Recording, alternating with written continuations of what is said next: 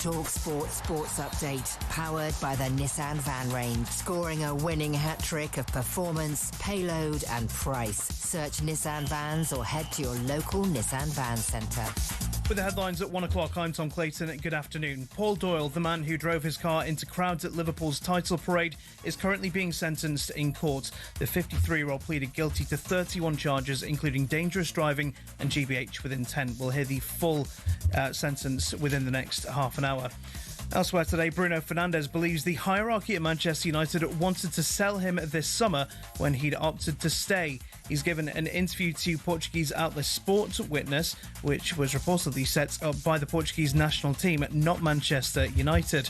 talkSPORT's Alex Crook believes it paves his way out of the club, but he hopes not to be Saudi Arabia. If he goes to a Bayern Munich or a Real Madrid because he can go and challenge for silverware, because that's what's missing from his CV. You know, it's not like Mo Salah. If Mo Salah leaves Liverpool and goes to Saudi Arabia, he's done it all. He's won all there is to win in the club game. Bruno Fernandes, I think, still has some trophies to put in the cabinet. Meanwhile, Kobbie Mainoo's brother has been criticised for wearing a free Kobbie Mainoo t-shirt last night. Newcastle's Dan Burn will be out for at least a month after breaking his ribs against Sunderland. Eddie Howe's worried about Newcastle's busy Christmas. With every team selection, you're putting people on the pitch and there's a risk of injury. But we're getting to dangerous sort of point with our defensive structure. And a minute's silence will be held before the third Ashes test this evening in honour of those killed in the Bondi terror attack over the weekend. Flags will fly at half-mast at the Adelaide Oval and security has been increased. All the build-up to the match is on the talkSPORT Cricket YouTube channel. talkSPORT News. One of the suspects in the Bondi Beach shooting has woken from a coma and is now speaking to police.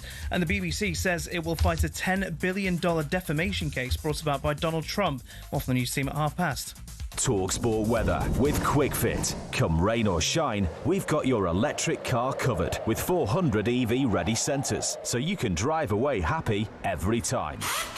Mostly dry for much of the country, cloudy with the odd patch of rain in the southeast. A few showers across northwest of Scotland.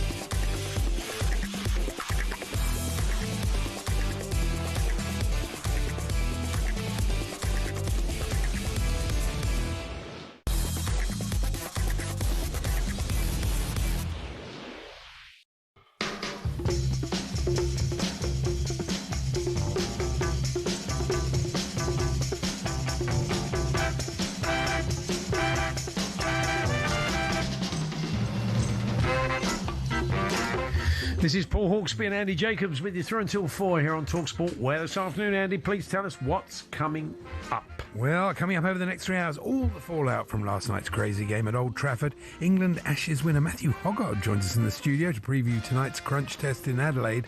And actor and Cardiff City fan Callum Scott Howes looks ahead to tonight's game against Chelsea more than me, I'd imagine. Yeah, I'm sure he'll be right up for it, Callum. Andy also brings us some more nonsense by numbers, our resident Gooner's take on the injury issues and the Angry Wolves post-mortem, and we'll get a report on the Panto Horse Derby. Marvellous. There's all this plus heavyweight boxer Dave Allen pops in, and seasoned journalist and Manchester United fan Michael Crick tells us why he's not watching a minute of next year's World Cup, I bet. Yeah, he's protesting. He plans not to. Yeah, you know what it's like.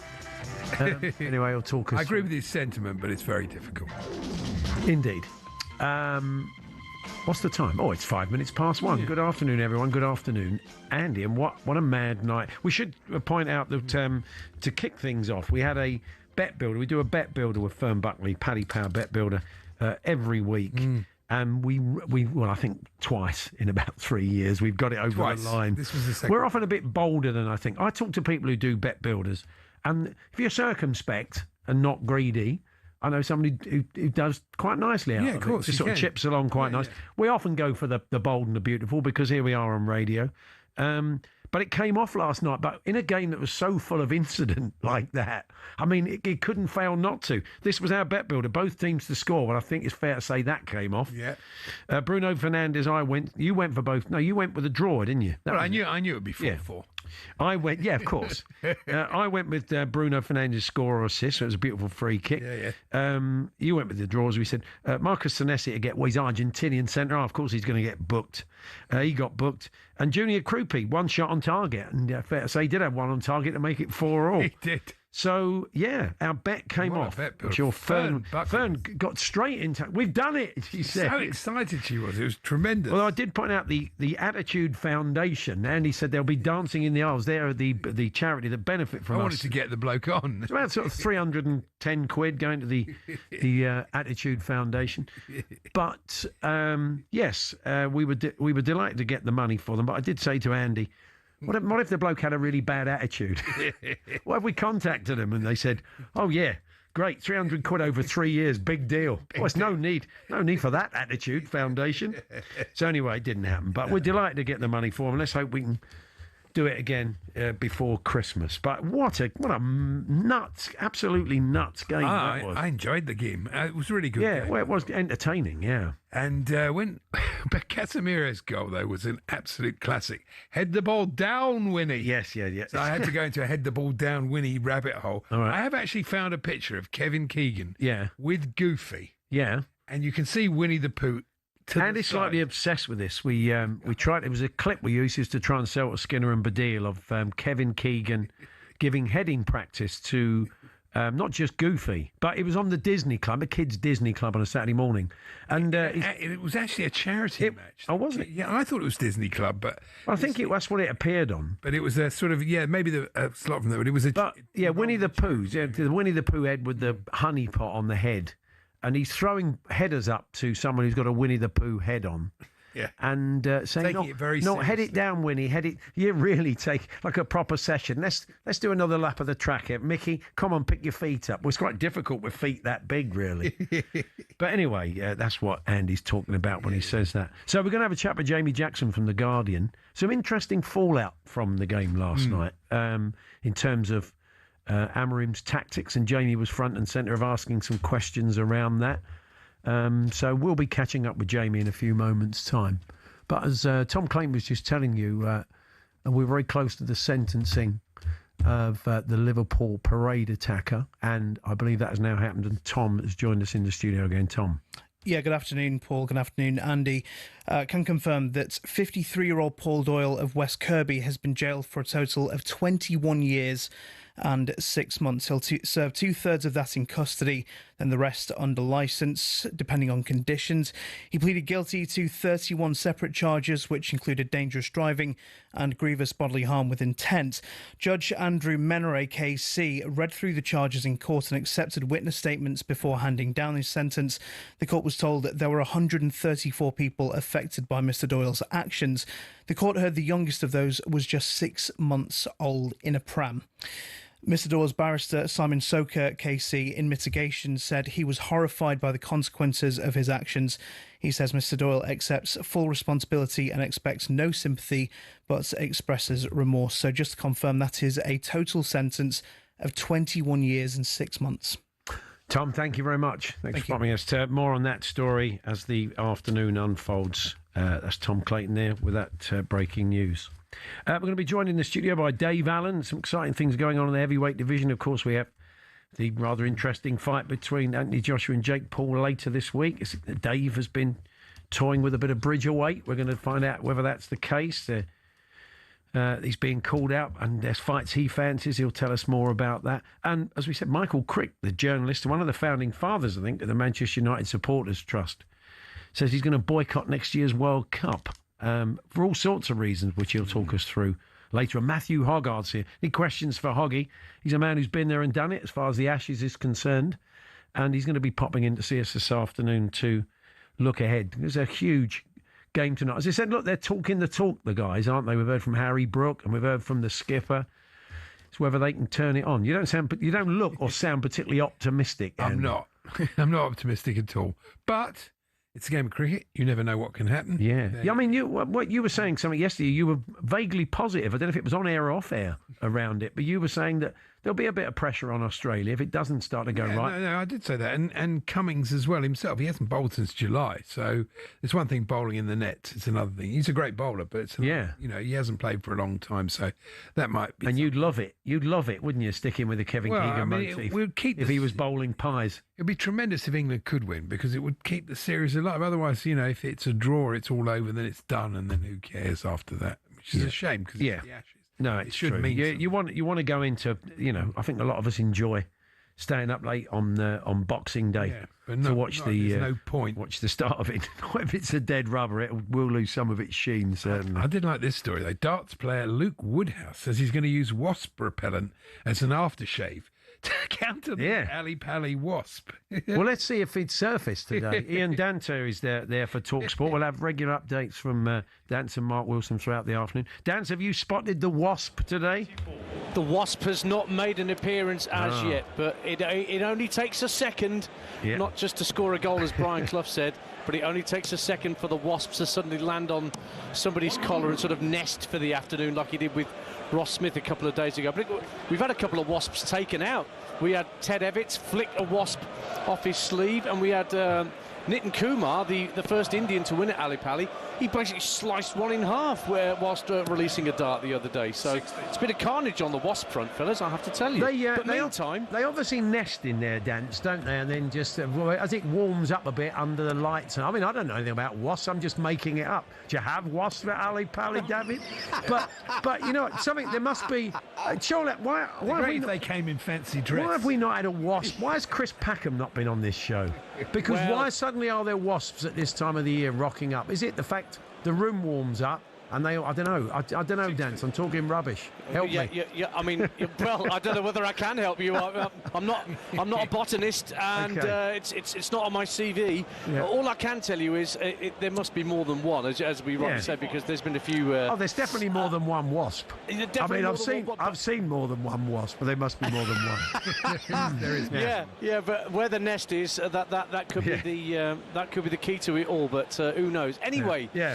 Meantime, there's a darts match going on. Yeah. We are in day 6, still in the first round. We're going to be in the first round till the end of this week. And Alan Souter, the Scottish firefighter, is first up this afternoon. He's playing brilliantly. He's 2-0 up in a race to 3 against the Finnish debutant Timu Harju. So 2-0 up. He's averaging 107 for the first 2 sets, which is way above his average for this calendar year. Alan Souter, quite a character, running the London Marathon this year with his wife for Guide Dog Scotland. He's a former British Army commando. He's a firefighter full-time. He's quite a character, and he's not had the best of luck at Ali Pally in recent years, but he looks in control of this first-round encounter. Coming up, Nick Kenny against Justin Hood. That's Wales against England. Scott Williams, who made the semi-finals in 2024, takes on the difficult Filipino player Paulo Nebrida. And then Chris Dobie Hollywood rounds off the afternoon against the Chinese player Zhao Chen-zong. All the action unfolding, fellas, on talkSPORT 2 this afternoon, as well as the talkSPORT Darts YouTube page and the talkSPORT app. Thank you, Dance. There's Ian Danter, Ali Pally. As we said, we'll have regular updates throughout the afternoon. And as Dance was saying, we've got live coverage for you over on talkSPORT 2 throughout the tournament. Luke Littler and his girlfriend spotted Old Trafford last night in the posh seats, watching the game. They watched the thriller, as did Jamie Jackson, the Guardian's man in Manchester, in the press box. So all the fallout from last night, what we learned from both clubs, I mean, it was a rather neutral, absolutely cracking game. But Jamie Jackson up next, Dave Allen on the boxing, and lots more besides this afternoon, including Matthew Hoggard. Any questions for Hoggy on the Ashes? talksport.com, text 81089, tweet to TSH&J 03717223344. We're here with Tool Station. Stay one step ahead, whatever the job. Next stop, Tool Station. PDC World Darts Championship update on talkSPORT with Village Hotels. Hit the bullseye this Christmas with a darty party at Village. Enjoy flights of festive fun with our interactive darts lanes. Available at locations across the UK.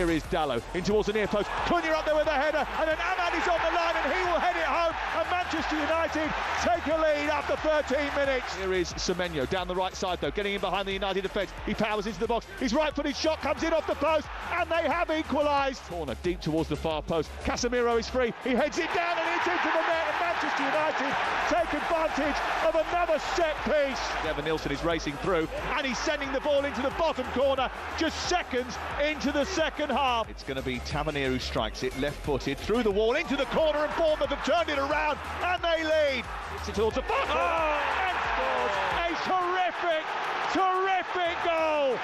Manchester United are level. Here comes to Cunha. Cunha makes it more. It's brilliant. What brilliant football from Manchester United, and now they have taken the lead once more. Troopy inside the penalty area, left-footed shot into the far corner. It's 4-4. You can hear how much our team enjoyed bringing that to you last night. Yeah.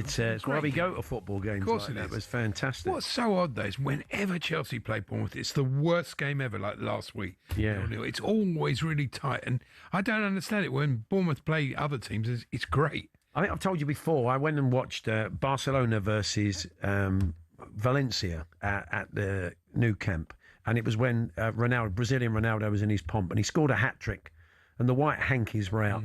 And it was brilliant. It was 3-2. It was an absolute ding-dong game, both ends. And Sir Bobby Robson was the manager then. And in the press conference afterwards, first question from the floor was, our defending was terrible tonight. What are you going to do about it? And Bobby went into one. Yeah, I do remember that. And said, what's wrong with you? Why did you become a football journalist? Don't you like football? Yeah. Can you not see the joy? Could you not see the fans? Could you not see? That's why it was nice to hear Riola say, I enjoy that. I'd rather do that than I'd rather do that than a 0-0. I agree with him, and he absolutely. couldn't let it go. I spoke to him afterwards with a friend of mine who knew him, and he kept coming back and saying, "Can you get that guy?" I'm sure. Not asking the first question in the press conference last night about the poor United defending was Jamie Jackson from The Guardian. Hi, Jamie. Good afternoon, gentlemen. Good afternoon. So you did have some very pertinent questions, though, didn't you? I think in the build-up to the game about the change of formation. And he was quite coy about it, Amrin, but I think it was pretty clear to say he did sort of stray a little bit from his usual way of playing last night, didn't he, at times? Yeah, I mean, when they were attacking, it was a 4 at the back with Diallo pushed up kind of into a third midfield slot, on the right-hand side. But yeah, when they were defending, it was back to the 5. In the warm-up, it was kind of similar. At first, there was only 4 defenders in the sort of luminous bibs, the neon yellow bibs that they wear. But then Diallo, put one on. So at one point, I think it's going to be a complete 4. It was interesting. After the game, I sort of said to him, made a bit of a joke out of it. So dare I ask, did you play with a 4? Because it certainly looked like it, certainly going forward. And actually, he got a little bit, I wouldn't say irritable, but it seems to be now a question that is kind of, he's not completely keen on. There's that and Kobbie Mainoo are 2 tender areas, I'd suggest. Yeah, well, that's understandable. Yeah. I mean, it seems that Kobbie Mainoo's available on a free, if you believe his half-brother's T-shirt. So that's good news for whoever wants to pick him up. Just the wages, then. I guess he didn't mean that, yeah. You must have enjoyed it. I mean, what's it like from you're sitting there scribbling away doing your report. It's one of those days of the journalist when you have to keep throwing it away, isn't it, really? Yeah, and then starting again. I'm so glad you referenced the Sir Bobby Robson thing at Barcelona and, the sort of Brazilian Ronaldo. I completely agree. That is why why I love sport generally, football preeminently, because you are sitting there and it's unbelievable. It's also very nice to be able to write a report about it that will be sort of referenced maybe down, when someone looks up that game, they might come across sort of my report. So I'm very lucky in that respect. I mean, there was a moment that didn't lead to a goal, but I put in a report in which Mbuemo fizzed a ball across in the first half. Sorry, Cunha did, and a flying leap for Mbuemo, and he volleyed it, and he just missed it. It was an unbelievable moment, and actually, it reminded me of kind of, I know it's a bit of a cliche, but kind of, the Ferguson United, Busby United, those sort of moments. And you have to say, going forward now, they've scored 30 goals, as many as Arsenal. Obviously the problem is the defence, 26 let in as many as Fulham, who are 14th, so 8 places below them. But yeah, I mean, it was a thrill. There was a 5-4 there last season. You must remember it, gentlemen, against Lyon, which they sort of finally got the winner, United, in the added seconds of added time, of extra time, and that was a frantic thing to write up about. But yeah, you're completely right. It was an amazing game. Lucky to be there. But there's definitely something happening with this team. That was the best 45 that they've played this season, no question. And to me, what I find amazing about United today is that, like today, they've been linked with Semenyo, and you think, yeah, all right, Semenyo's a wow of a player, he's a fabulous player, but he's absolutely not your priority. No. It's not what you need. Central You've already midfield. got that in the areas, and that's the problem with Fernandes. Fernandes and Cunha are basically doing the same job. They're the same player, basically. Yeah. And it's midfield. They need an Anderson. They need a believer. You can see, anybody can see that. The problem is, Jamie, the optics of going out and spending a lot of money on a central midfielder when in many people's eyes they've got a very good one that the manager doesn't fancy, which is probably why they're pushing this loan if they do let Kobbie Mainoo go out and not a deal, because it's a little bit embarrassing, isn't it? Yeah, and it's interesting because I am told that the hierarchy, it's a story I did yesterday, I think, kind of believe Mainoo's, good enough to get into this team at some point, may fight his way back in. And who knows, you never know in football, if Ruben Amorim was to leave, basically sacked, I suppose, then the next person in might fancy him. You know what it's like in football, it kind of can work like that.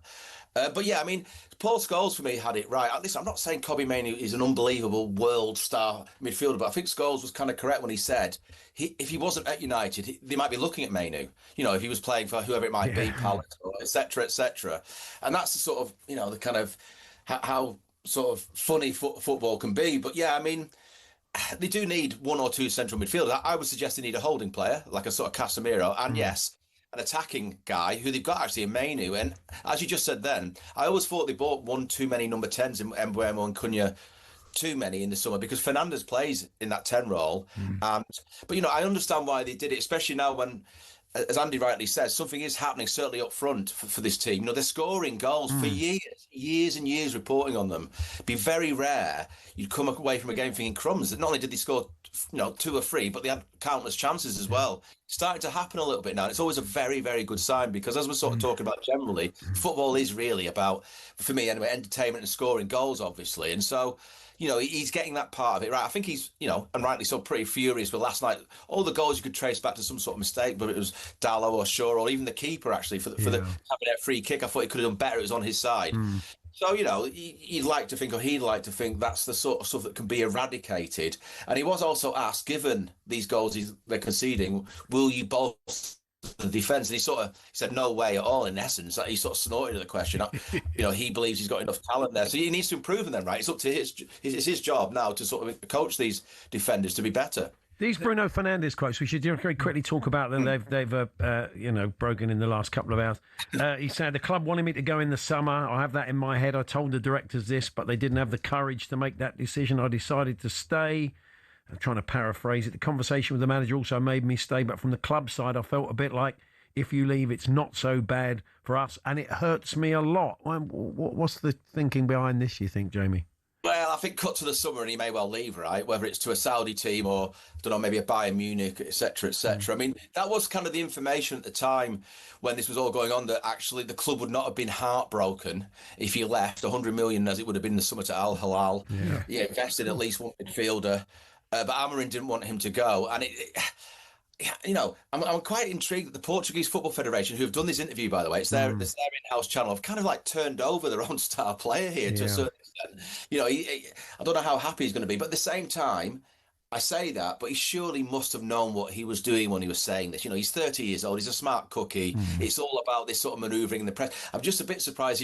I think the interview was done in November, partly shot in his house, from what I'm told. But I'm a bit surprised he's done it now. The timing of it, you'd have thought maybe he could have done it, well, any time in the season, maybe, I don't know, Easter or something. Still enough time to create a deal or whatever his actual agenda is. So, but yeah, I'll be surprised if this time next season, he's still in a United shirt. Nice one, Jamie. Good to talk to you. Thanks very much.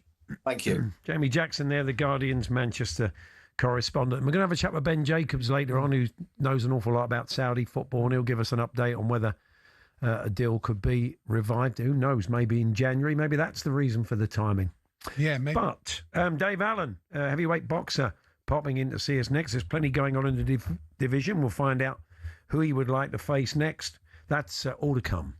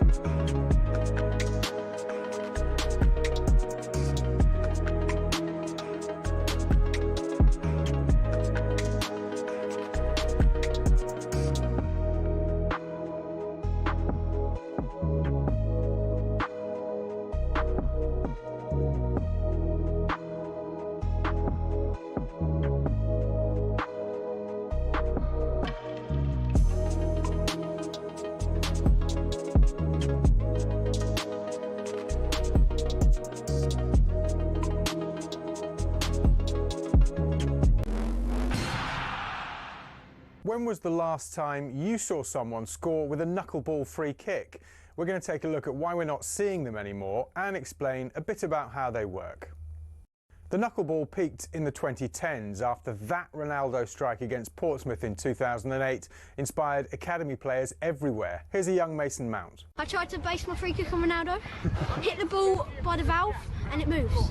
So what do you do? Top corner. Now, no ball is perfectly aerodynamic, so as it travels it creates ever-changing pockets of turbulent air, causing that unpredictable movement. Football's most prolific free kick taker, Juninho Pernambucano, perfected the technique but didn't invent it. He was inspired by players from the 90s and even the 50s. So how do you do it? You have to hit the ball head-on with as short a contact time as possible so the ball doesn't spin. Hitting by the valve helps with that short contact time, as it's the hardest part of the football. So why don't we see knuckleballs much anymore? It's because players are being told not to shoot from dead ball situations because the XG is so low. In fact, as Opta shows here, since the 08-09 season there's been a 10% reduction in players shooting from free kicks in the Premier League. And in 23-24, a record low of 11 free kicks found the back of the net. And the knuckleball, though spectacular, is imprecise, which is why it's becoming a thing of the past.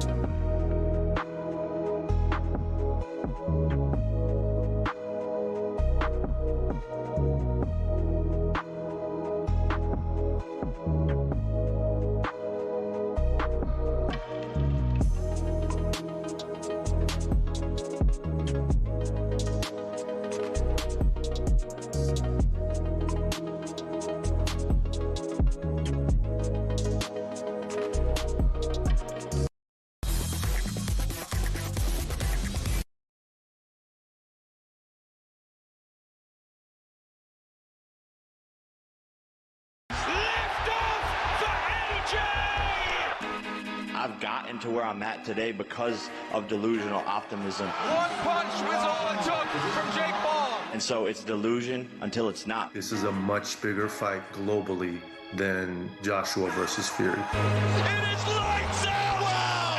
Anthony Joshua! Joshua just teeing off a sizzling AJ reminder. Game the heck is going on? Marketability together with ability. You got Jake Paul versus Anthony Joshua. We have a new heavyweight champion of the world, Anthony Joshua. Oh yeah, well if it's scripted, please stop with that. The fights only end in one way. People say, oh, I respect Jake Paul for getting in there. No, respect me because I'm about to win. You need to knock him out. I need to knock him out. Yeah, just a few days to go now till Jake Paul takes on Anthony Joshua. That still a bit weird saying it. Still. Joining us now, AJ's fellow heavyweight, Dave Allen. Hello, Dave. Hello, mate. Most boxers we've chatted to, so I asked the question, would you have taken the fight? And they'd say, for that sort of money, absolutely. Are you of that mind? Yeah, I'd have took it for a lot less as well, actually. If he's looking for someone else to fight after this one. I heard £50 million, right? I would have done it for... I did it for 50 grand, probably.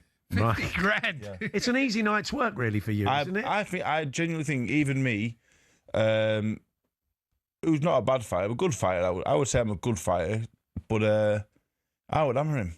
When you've watched him fight, as I was saying yesterday, you seem to get an awful lot of holding when you're... It's a bit like Strictly, really, when you watch him fight. He's clinging on quite... I mean, we haven't really... seen him in with a proper boxer in his pomp, have we really? I think he's boxed three men who hold professional licenses. That was like in the better days, should we say? He boxed a lot of retired MMA fighters. He boxed Mike Tyson at nearly 60. So the one opponent that we all know who's a pro boxer is Tommy Fury, and Tommy.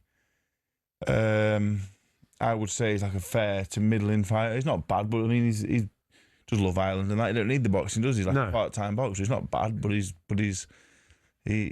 okay. And he lost to him. Now 2.5 years later, he can improve in that time, but he's boxing one of the best heavyweights the last 20 years. It's absurd, really. I understand it. I came in here a few weeks ago, and I gave it a bit of stick. I went home, and I thought, I'll talk slower next time, and I'll get all my points across. So I think it's absurd. It's ridiculous. But I understand why it's happening. Fair play to everyone involved for doing it. I know why they're doing it.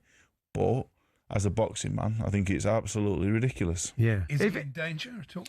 I'm not sure, because my hope is Joshua walks across, hits him a couple of times, he goes over, he gets up at the count of 10, they wave it off. Boxing's reputation is intact. Jake Paul is okay. They all make loads of money, and we move on to probably the next ridiculous thing that'll happen soon. What about from Anthony Joshua's point of view? He takes this fight. He probably has a warm-up fight. He fights Tyson Fury. Who knows? If he loses the Tyson Fury fight, that could be it for him. So this could be the last memorable thing he does in what has been a very, very good career. So what about his legacy, if you like? Does that matter? He's had a great career. Olympic gold medal, 2-time world champion. Beat some great fighters. You know, he lost to some great fighters as well. So I would remember him as one of the best British heavyweights we've had. I don't think he's as good as Lennox Lewis, but he ain't too far off. I think in 20 years' time we'll remember him more fondly.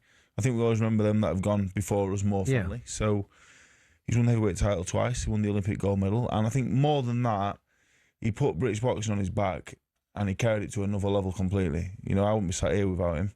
He took us out of. I remember when I started watching boxing, there was all in like leisure centres. I remember watching boxing as a kid on Sky. There was in leisure centres like Robin Park in Wigan, or Donny Dome, or Ponds Forge. Anthony Joshua and Matchroom Boxing, they took us to the O2, the MEN. You know, only the likes of Ricky Hatton could do that back in the day. But now it's every week. We're in the arena every week. Yeah. So that's really interesting that you say that. He was really important. He opened a lot of doors for fighting. He's the most important man in British boxing, possibly, arguably ever. Wow, really took it to another level completely. So I've got a lot of respect for him for that, and as a fighter. But if he loses to Jake Paul, first and foremost, that's gone and forgot about. I think the British public, if he even gets hit by Jake Paul or don't get him out of there very quick. That's the danger for him. That he could ruin his reputation. Will there be pressure on him to put a show on? The idea that he might just dance around with him for a few rounds and then just finish him off. But that won't be good enough from his point of view. I don't think there's only one thing he wins here, and that's 50 million quid. I say only. Yeah. 50 million quid is not bad, but it's not really. It's a lose-lose. There's not much to gain here, really, apart from the money. Because if you don't win inside a minute, I personally would think, Yeah. Yeah, don't like that. Does he? If Tyson Fury's talking about coming back, and it could be September, they're saying that possibly that fight happens. We don't know what Tyson's going to come back. Does he? But does he beat Tyson Fury? I think at this stage in both of their careers, I don't think it's about who's the better man. I think it's who's got the most left. I think they're both past the best. They're both, but I couldn't even say what they've got left. Joshua and boxing Dubois, September last year. Fury boxing a year ago next week. They're in the late 30s. They've had really hard fights. They're both coming off defeats. What they've got left, I haven't got a clue. So no, I don't even think the best man will win at this point. I think it's who's got the most left, because I think they're both nowhere near what they was. It's such an indictment of the sport, though, that they never fought when they were both at their peak of their we've had this, but we had it with we've had it Mayweather, Pacquiao, didn't we? Often we'll get these fights we wanted to see. We thought we'd got through that with everything that's been going on with Riyadh season and stuff, but that's one they've not. It's been bad timing, isn't it? One fight, certainly AJ has lost a fight when it could have happened. And then we've had situations where Tyson has retired at that. So it's been a bit of bad luck, but we wanted to see it 5 years ago, didn't we? I still think it's the biggest fight in British boxing. In terms of numbers and interest, I think it'll be the biggest fight in British boxing history. Intriguing. But as a contest, yeah, it might still be a good fight, though. It still might be a good fight, but in terms of importance in the heavyweight division, I'm not so sure now, because you've got likes of Fabio Wardley, Caballel, there's a whole new crop that have come and kind of surpassed them, in their absence. So it's interesting. How highly do you rate Wardley? He's come from a very different route to you. But there's some talk, people suggesting that maybe Usyk doesn't fancy fighting him. I mean, can you see that being the case? I seen Fabio the other day, actually. We got pulled into an interview together, and there's asking me questions, and I said, I've picked against him the last 7 times, Fabio Wardley. I've picked against him every time, because he did white-collar boxing, 4 or 5 fights, and the last 7 fights he's been boxing GB Olympic medalists, former world champions, world-class boxers, and having a few white collars against people with this kind of pedigree. I couldn't pick him, but he keeps winning, and he's world champion now. I'm not a fan how he won the world title.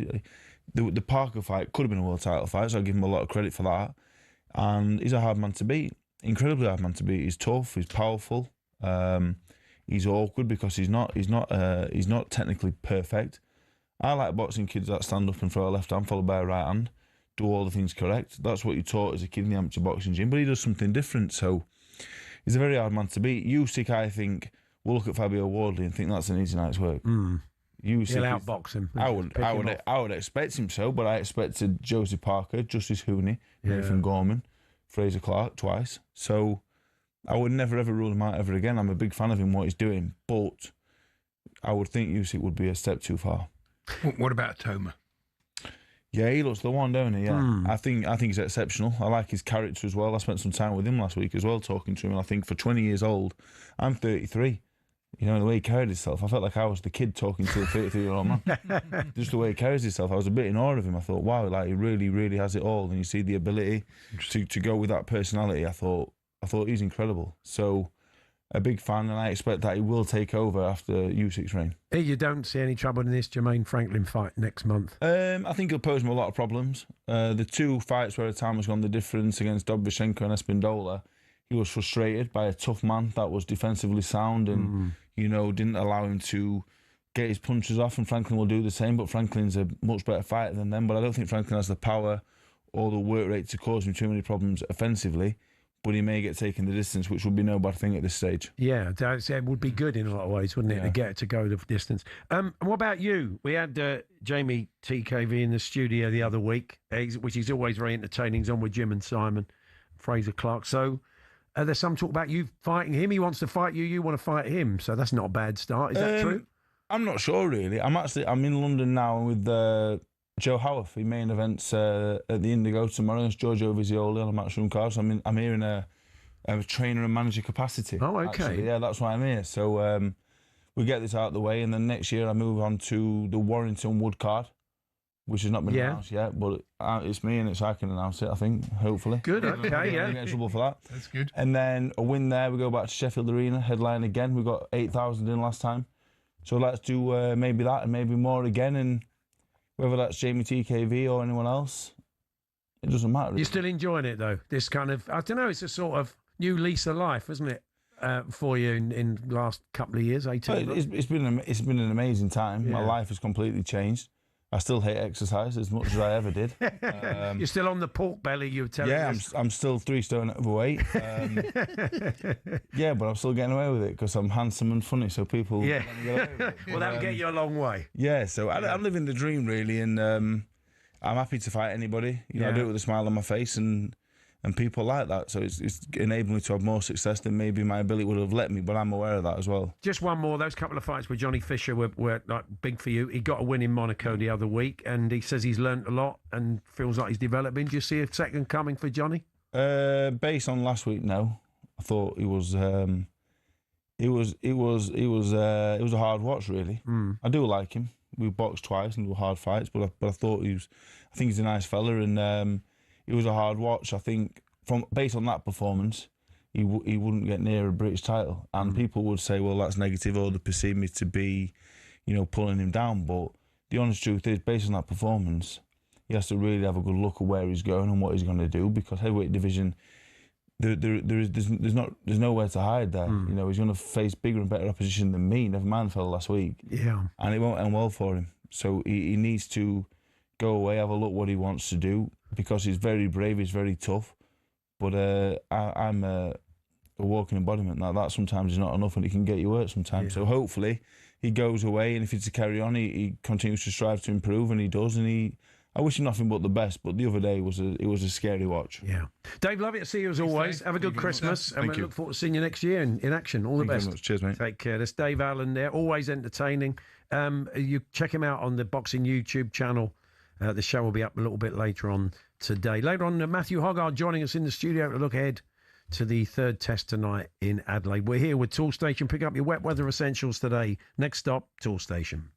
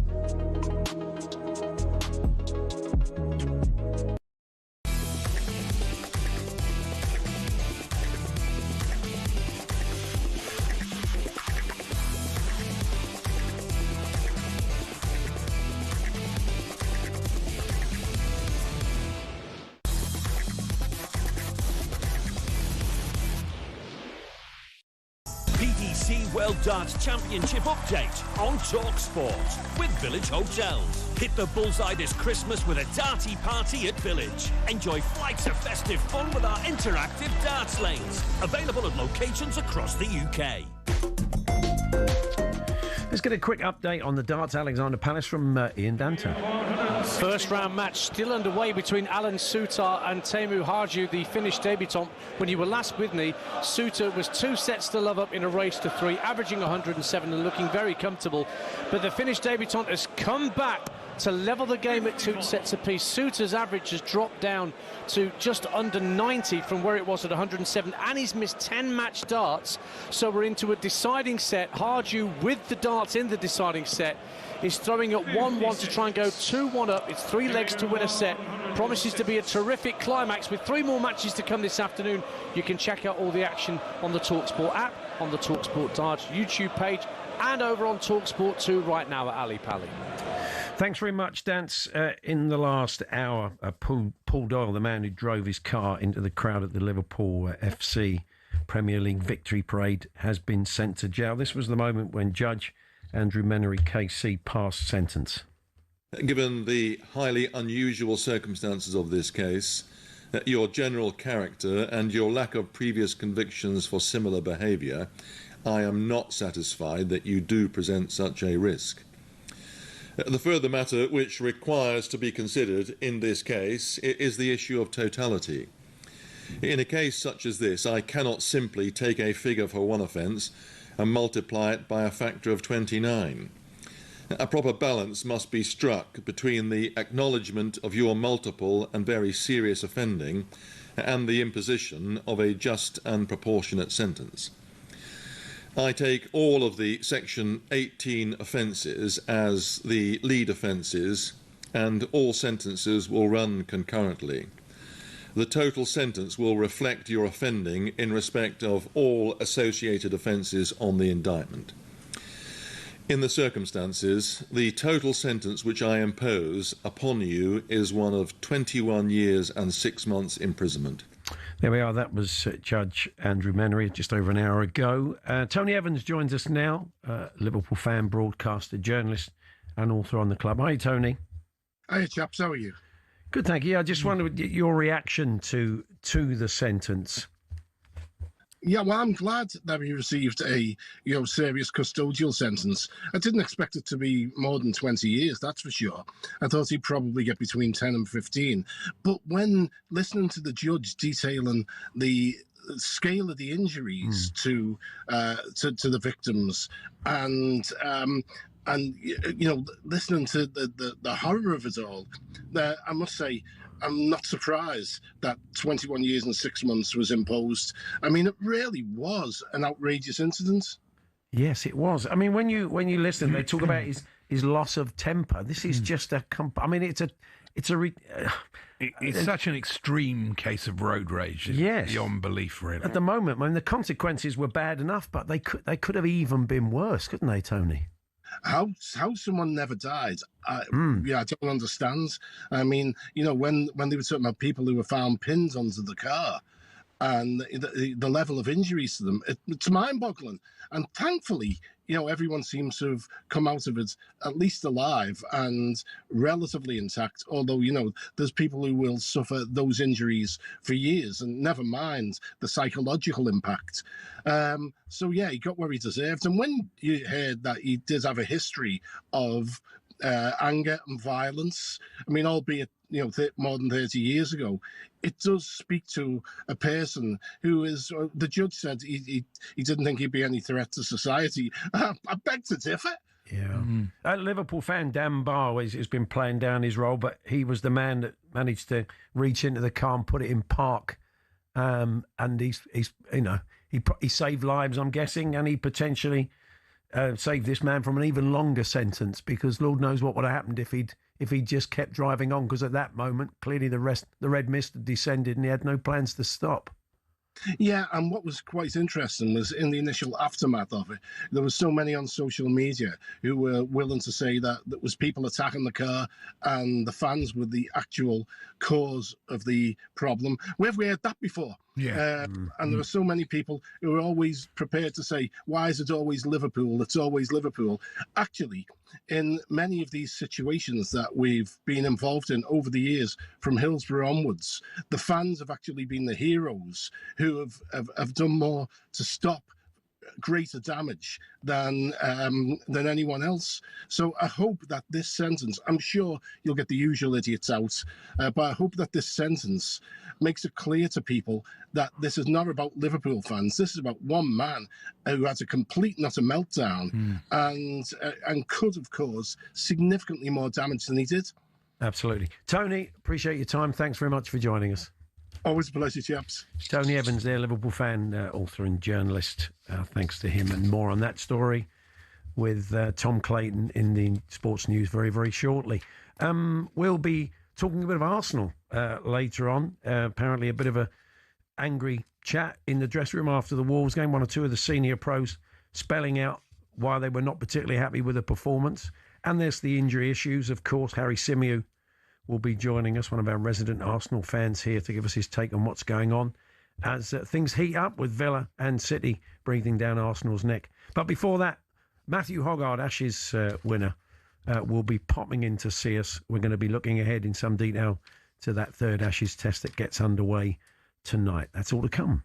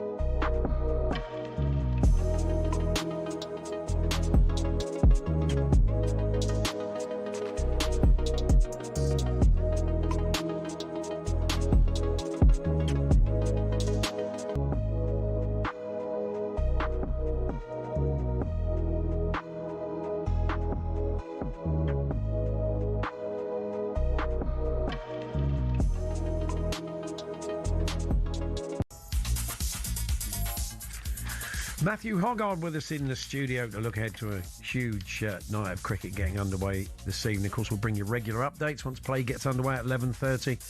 But let's bring you the sports headlines now with Tom Clayton. talkSPORT Sports Update, powered by the Nissan Van range, supporting van owners to get the job done. Search Nissan Vans or head to your local Nissan Van centre. Paul, thank you. Good afternoon. 53-year-old Paul Doyle of West Kirby has been jailed for 21 years and 6 months after he drove his car into crowds at Liverpool's title parade in May. He pleaded guilty to 31 charges, including dangerous driving and causing grievous bodily harm with intent. Key evidence was retrieved from his own dashcam footage from the day. Here's Detective Chief Inspector John Fitzgerald of Merseyside Police. Yeah, in my 20 years of police service, this is the most distressing and graphic footage that I have come across. It was really difficult to watch for me and the whole of the investigation team, but it was really important that we did. He'll serve at least 2/3 of the sentence in custody before being released on licence. Elsewhere today, Bruno Fernandes believes the hierarchy at Manchester United wanted to sell him this summer when he'd opted to stay. He's given an interview to Portuguese outlet Sports Witness, which was reportedly set up by the Portuguese national team, not Manchester United. Here's talkSPORT's Alex Crook. I find him a bit of an enigma, Bruno Fernandes, because you look at his numbers and they're there to be shot at in terms of his goals, his assists. I mean, the free kick he scored last night was absolutely terrific. I understand the argument that maybe some of his body language doesn't befit a captain. Eddie Howe's revealed Dan Burn will be out for at least a month. The defender broke his ribs during the Wear Tyne derby on Sunday, and a minute's silence will be held ahead of the third Ashes test in Adelaide tonight. Australia captain Pat Cummins had just put his children to bed when he heard about the terrorist attack in Sydney. It's a place that's just around the corner from where we live, and we take the kids there all the time. So, it's been a hit home pretty hard. Really feel for the Bondi community and the Jewish community.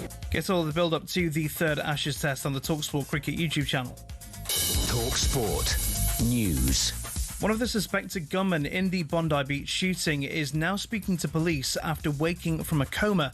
And could we see the BBC adopt a Netflix-style subscription service in a bid to save it from financial collapse? More from the news team at past. talkSPORT weather with QuickFit. For a limited time only, get 15% off a set of 4 selected premium tyres. Don't miss out and book today at quickfit.com and drive away happy every time. Conditions apply. Mostly dry for much of the country, cloudy with the odd patch of rain in the southeast. A few showers across northwest Scotland.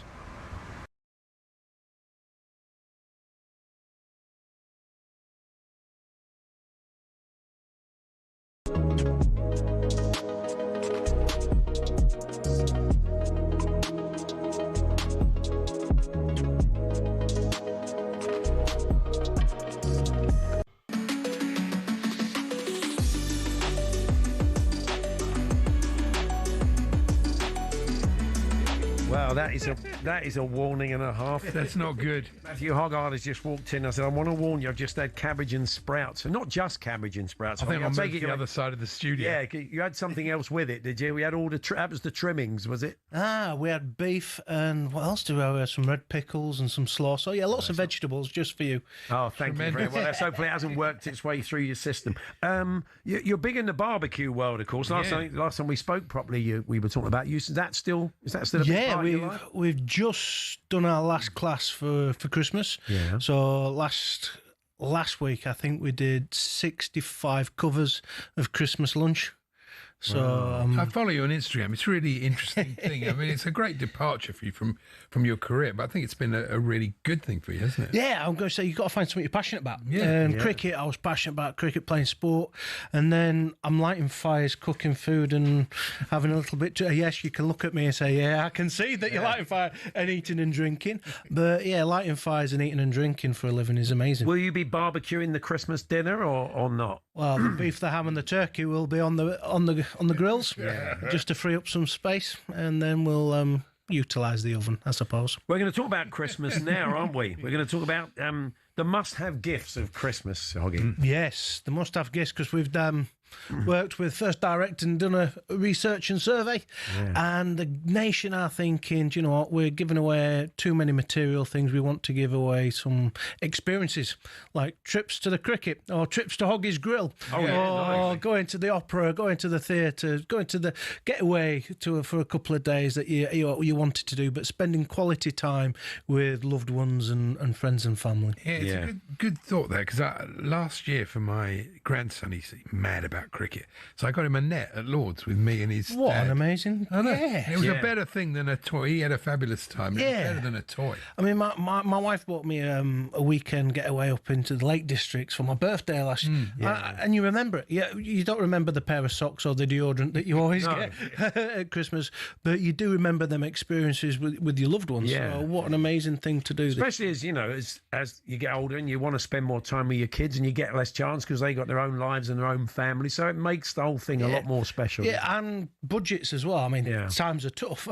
You talk about getting your meats for Christmas. They've gone skyrocketing through the roof. So budgeting's really, really hard to do as well. So it's a nice thing to do to make the connection with people rather than just material things. You're going to get all the old Yorkshire gags saying 26% of people 26% of people planning to spend less on Christmas presents, say First Direct. So you're going to get all the Yorkshire gags. Yeah. Especially as they're in Leeds. First Direct in Leeds, and when you phone up, you get real people. Yeah, not fake people. Open 365 days a year because we're that caring. Right. So on Christmas Day, when you've forgotten to get your nephew something, you can. I'll give them a call Christmas Day, see if they're in. Yeah. So here we are then at a bit of a crossroads tonight. What have you made of England's performances in these first two tests? Well, the first test was a up and down affair on the first day, wasn't it? You woke up and you looked at the score and you went, oh no, and then we bowled them out and you went, oh, actually, we're in with a shout. And at lunchtime on day two, you went 100 in front, 1 wicket down. We're with a great chance of winning this game, and by the close of play, we've lost.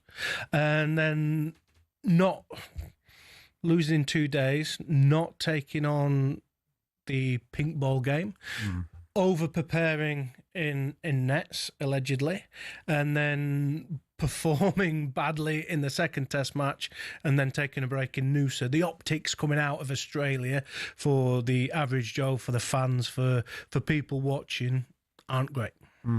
But it strikes me that playing Australia in Australia is so much harder. I mean, you had this brilliant victory in 2005 here, but then when the team win it, you got absolutely thrashed. We did, and that stemmed from losing the second game at Adelaide. We were in a position where we couldn't lose.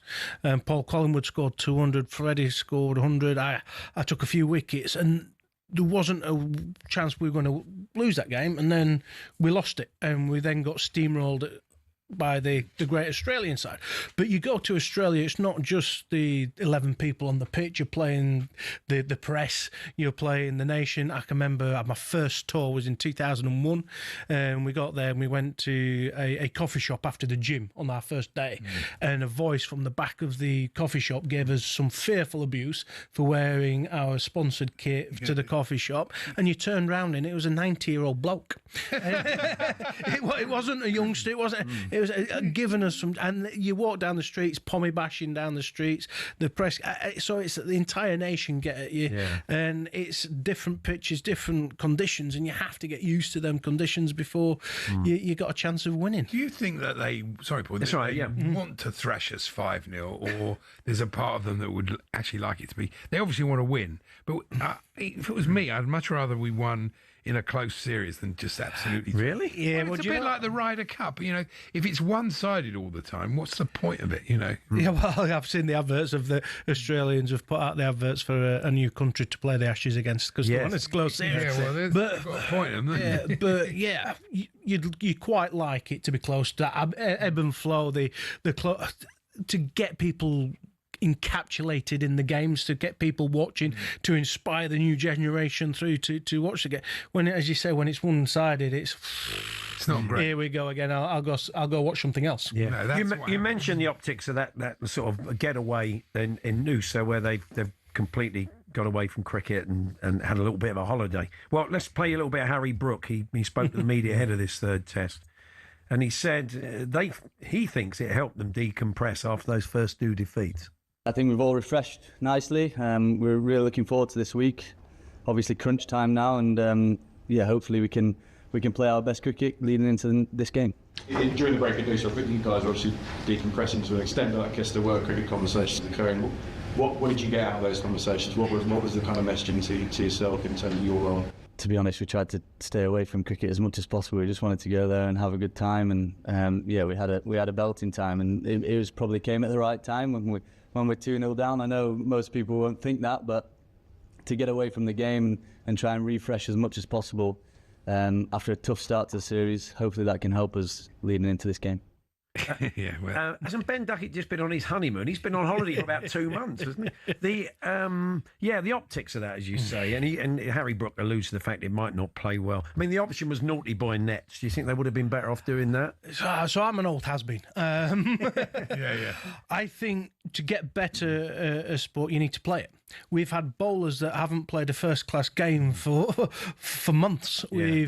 We played a warm-up game against ourselves. We had an option to go play a game, albeit on a different surface, but with a pink ball. We had people playing the pink ball game for the first time in a test match.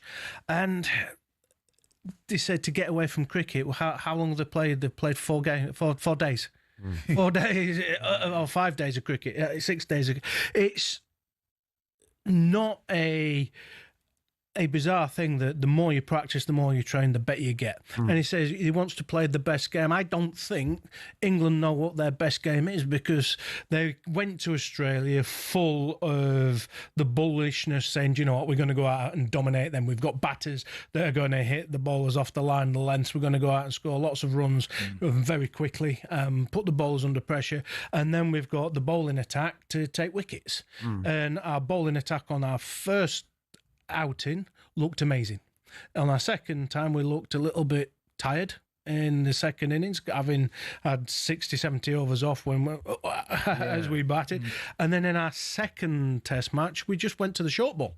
And I think, well, do you know, we've just seen the pitch it up, attacking the stumps and challenging the batsman's technique on the front foot is the way forward, and we're banging it in halfway down the wicket. If you bang it in halfway down the wicket, you can only get wickets caught or run out. And if we're bowling for run-outs, we're in problems. Yeah. Well, catches weren't great the second test either, were they, really? And also this ground, Adelaide, the square boundaries are short, I heard this morning, so that's not going to work.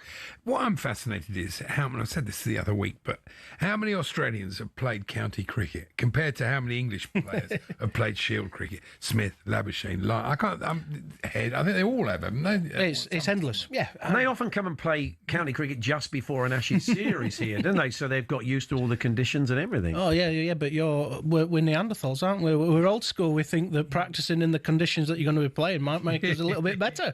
But that's not the way. It doesn't sound like you've bought into this regime.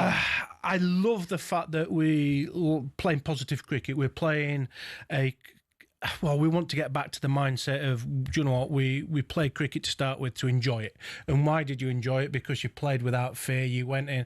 But you have to look at your results. You have to have you're playing professional cricket, you're playing for your country, you're the pinnacle of the sport. Every little school kid knows that you don't go out in the first 3 balls and have a drive at one that's outside off on a good length. Yeah. But we keep on making the same mistakes. We've picked people for the last 3 years to be competitive in this Ashes series. Zach Crawley at the top of the order. We've picked Bashir for the last 2 years because he's got a high release point and he's got bounce. And we're not picking him. We're picking Jacks to bat at 8 because we can't score runs. And the messages for me are a little bit mixed. Ben Stokes went out, and when he first brought in Bazball, he said, right, I'm going to try and hit every ball for 4 and 6 in the nets. And now he buckled under and said, right, there's no place for weak men in my team. And you could see how much he hurt. Ben Stokes, and the anger and the pain in his eyes. Do you see that from the rest of the players? You saw Harry Brook. I love how talented he is. He said, right, I don't regret my shots that I played in the test matches, but I won't be playing them again. He did say back with more restraint. Matthew Hogarth's, we're going to talk more in a moment. We'll just bring everybody to travel. But Matthew Hogarth's with us. Any questions? talksport.com, text 81089, tweet TS H&J to get in touch. We're here with our good friends at Toolstation. And you can gear up for those darker nights with electrical and lighting offers. Next stop, Toolstation.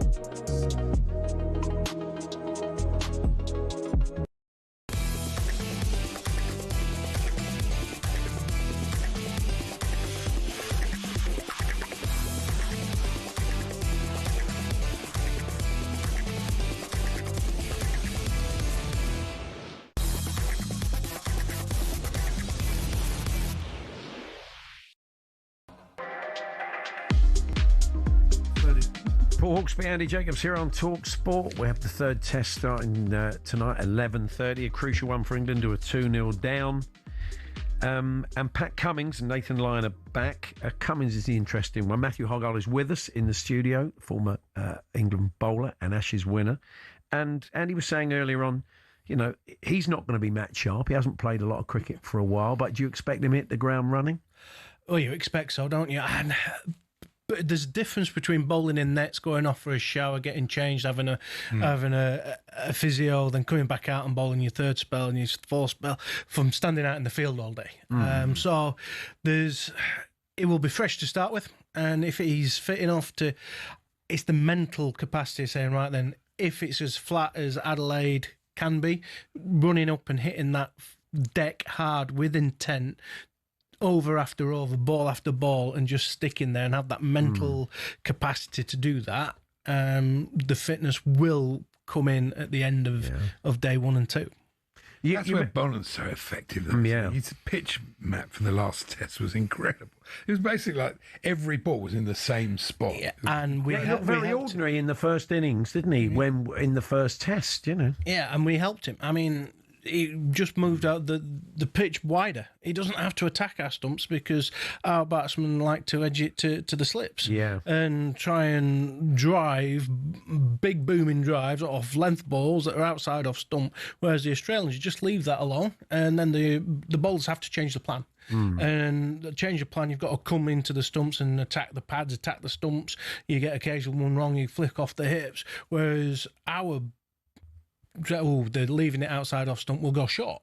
And that's it. I might be old school, but it's not the right way of getting wickets in test matches. Yeah, I do think that the signs from Stokes and Jacks in the last test, with batting with restraint, his great innings at Headingley, the one with Leach, he started really, really slowly, didn't he? You know, got himself in, and then went mad at the end. And that is surely what they have to do, rather than go mad from ball one. You earn the right to score runs.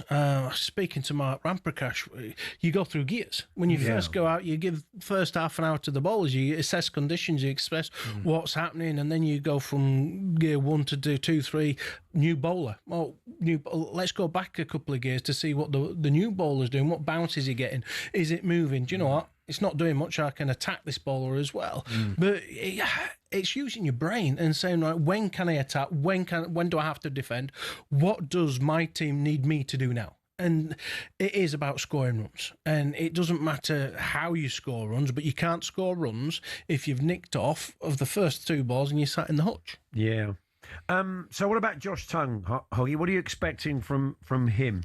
Yeah, so again, wicket taker. He does hit a fuller length, and he will challenge the batsman on the front foot rather than the back foot if he's given the licence to by his captain.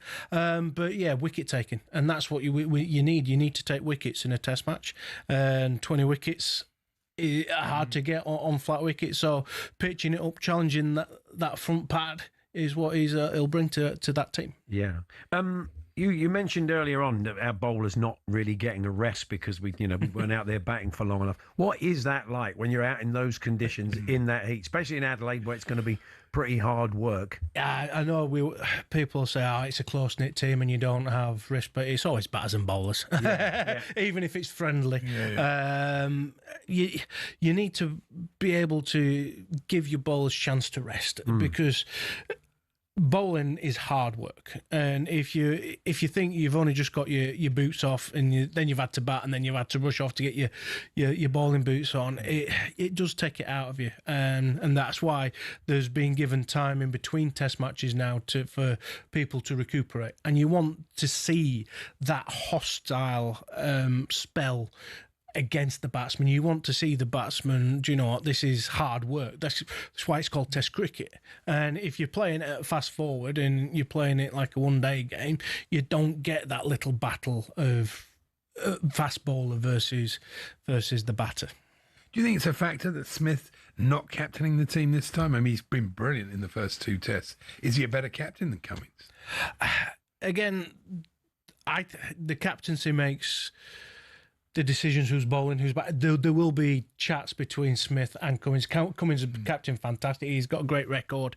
So I don't really care who's captain, because it's such an individualistic sport. When you're batting, your captain can't do anything for you because you're in charge of what shots you play, how you go about making your innings. When you're bowling, you should go to your captain and say, right, then this is how I plan on getting these batsmen out. I want X. I want 3 slips gully. I'm going to pitch it up, and my plan A is to challenge that outside edge, and this is what I'm going to do. And the captain will say, yeah, okay, set the field, and we'll go with that plan. If that's not working, you go up to your captain and say, right, then that plan's not working. Can I now go 5-4 field, and can I go gun barrel straight, hit the top or middle? And you tell the captain what you want. At the moment, I think Stokes has been too much telling the bowlers what they're going to do. But you go back to, it's a simple game. You need 10 wickets in innings. How are you getting 10 wickets? And to me, short pitch bowling, taking away lots of modes of dismissal, isn't the right plan. It's the plan... Right. E and F. Unless you're Wagner or something. Yeah. Interesting enough, today it's the IPL auction, and it shows you where cricket is, because Cameron Green, right, he's all right for Australia. Yeah. Not a bad player, not a great player. He topped the list. He went for over $2 million like for six weeks' work. Wow. Because he's an all-rounder and he's an attacking player. He's a good player. Yeah. But it shows you the difference, though, doesn't it? And it fields well. And again, and that's why when you look at Test cricket as the pinnacle, and you look at the youngsters coming through, what incentives the youngsters have to play the longer format of our great game? Because $2 million for the 8 weeks work, 6 weeks work. When you see young kids playing reverse sweeps and nets and everything else, you've got to let them do that, because that's what they're seeing on TV. That's where the money is. That's where the razzmatazz is. That's where all the media is going. And Test matches are slowly slipping away. Just finally, Hoggy, all the noise coming out the camp. We've got Ben Stokes saying, he wants a bit of dog about the players. He'd like to see them be a bit more aggressive, a bit nastier. Harry Brooks saying, I've played some dumb shots, I'm going to play the situation. So the noises hopefully are optimistic. How optimistic are you that they can get a result in Adelaide? They can get a result in Adelaide, but they have to play a lot smarter than that. This tour didn't sneak up on them. It wasn't they got on a play, they got off it, and we're in Australia, we're in the Ashes. They've been planning this for 2.5 years, 3 years. It isn't a case of we're 2 games in now, we're going to make a plan to start winning. They have gone with a plan and it hasn't worked, and they're now slowly accepting that, you know what, that brand of cricket that they've been doing for the last 2.5 years isn't working. So if they can rein themselves in and survive the first 5 balls that they face, score some runs, we can win a game of cricket. Well, fingers crossed. Good to see you. Have a good Christmas. Thank you for having me. Cut to 11:35 and there's Crawley edging to slip.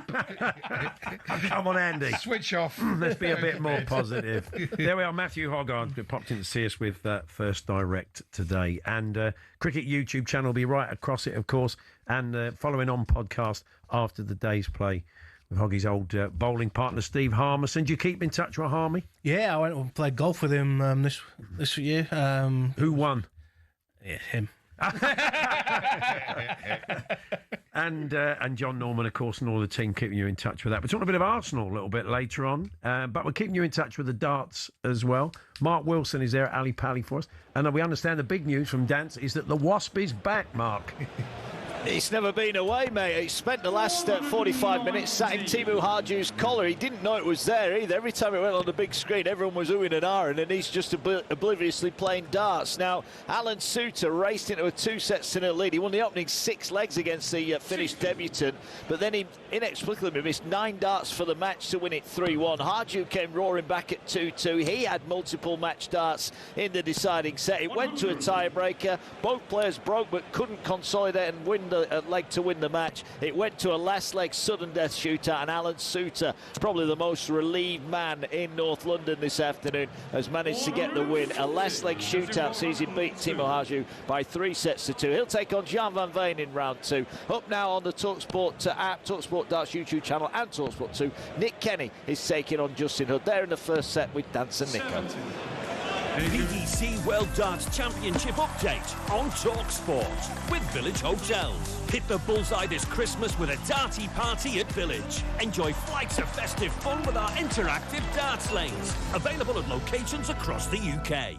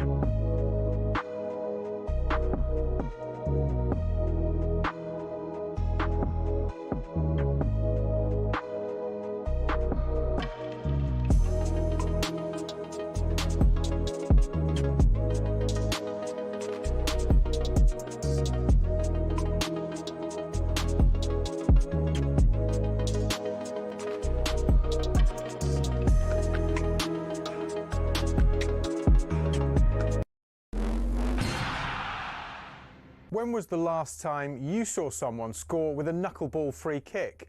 We're going to take a look at why we're not seeing them anymore and explain a bit about how they work. The knuckleball peaked in the 2010s after that Ronaldo strike against Portsmouth in 2008 inspired academy players everywhere. Here's a young Mason Mount. I tried to base my free kick on Ronaldo, hit the ball by the valve and it moves. So what do you do? Top corner. Now, no ball is perfectly aerodynamic, so as it travels it creates ever-changing pockets of turbulent air, causing that unpredictable movement. Football's most prolific free kick taker, Juninho Pernambucano, perfected the technique but didn't invent it. He was inspired by players from the 90s and even the 50s. So how do you do it? You have to hit the ball head on with as short a contact time as possible so the ball doesn't spin. Hitting by the valve helps with that short contact time as it's the hardest part of the football. So why don't we see knuckleballs much anymore? It's because players are being told not to shoot from dead ball situations because the XG is so low. In fact, as Opta shows here, since the 08-09 season there's been a 10% reduction in players shooting from free kicks in the Premier League. And in 23-24, a record low of 11 free kicks found the back of the net. And the knuckleball, though spectacular, is imprecise, which is why it's becoming a thing of the past.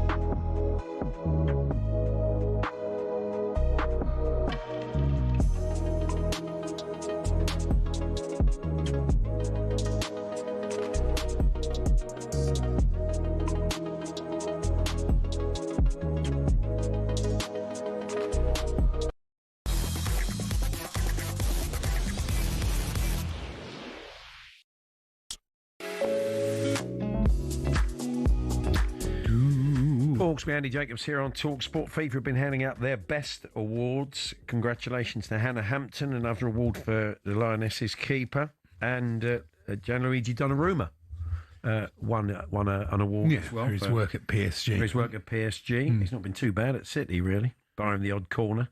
But the Puskás Award, the best goal of the year, which is always quite coveted, and the good thing is you do get kind of non-league goals and everything featuring, has gone to Santiago Montiel. I was just showing it to the team there.